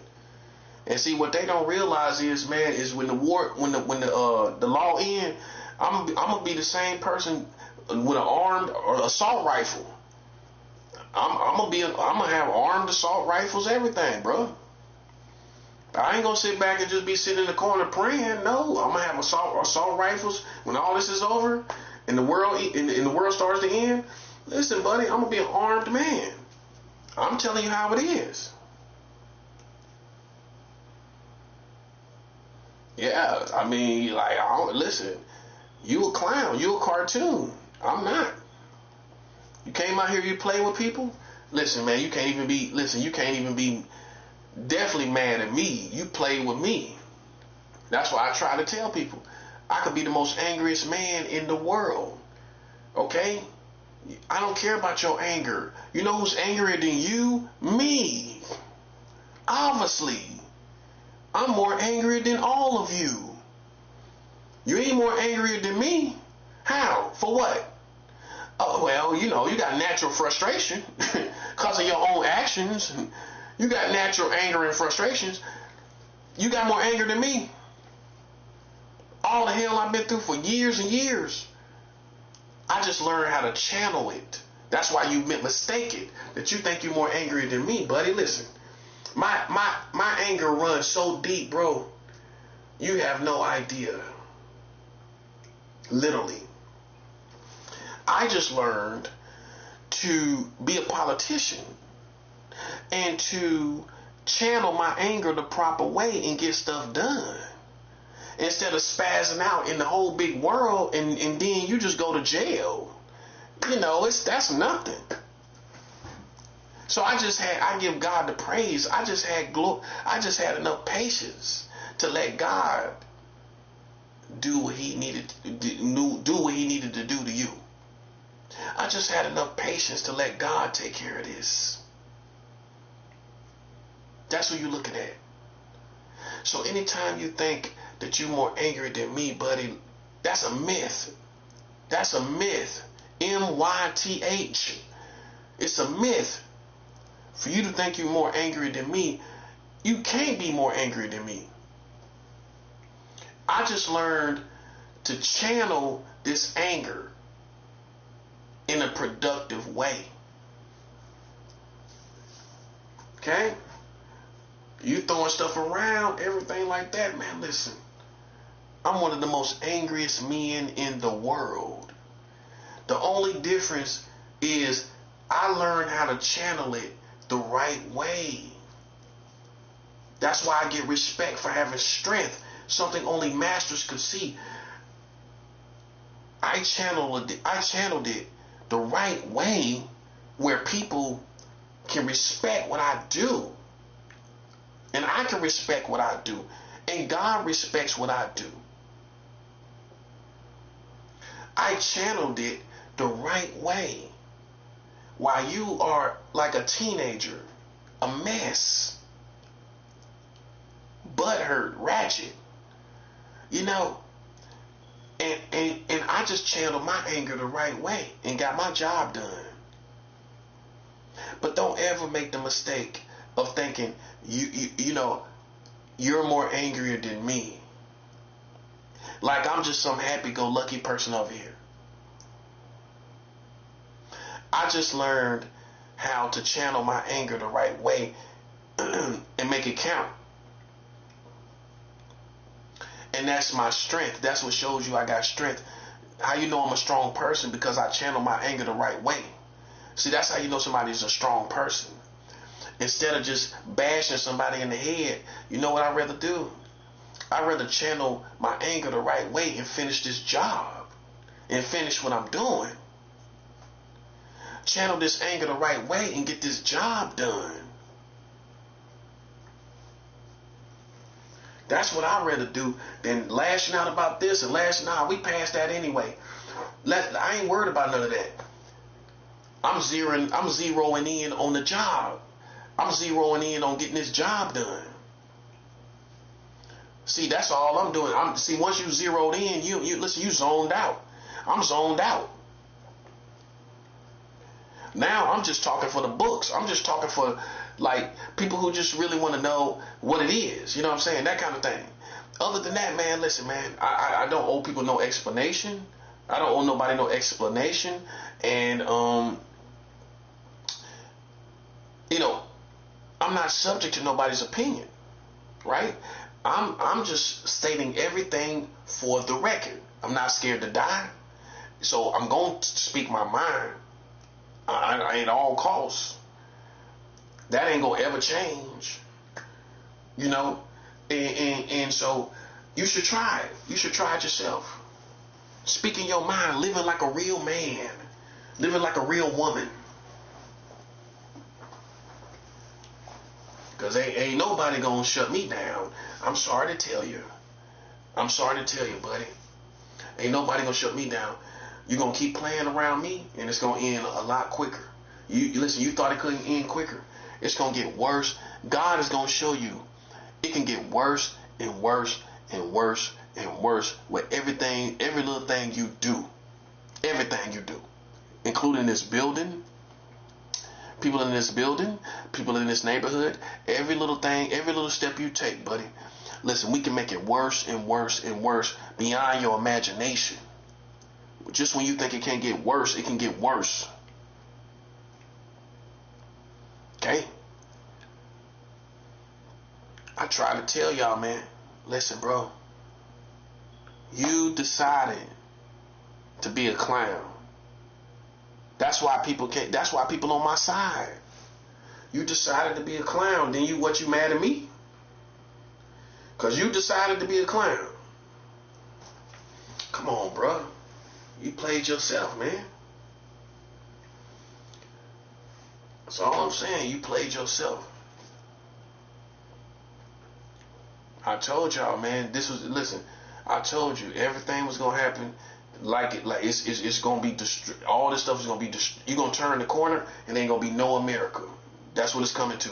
See, it's surreal to people. It's surreal to Elaine. They can't believe it. If you're real, you already knew real stuff was going to happen. Think about that. You real, you knew real stuff was going to happen.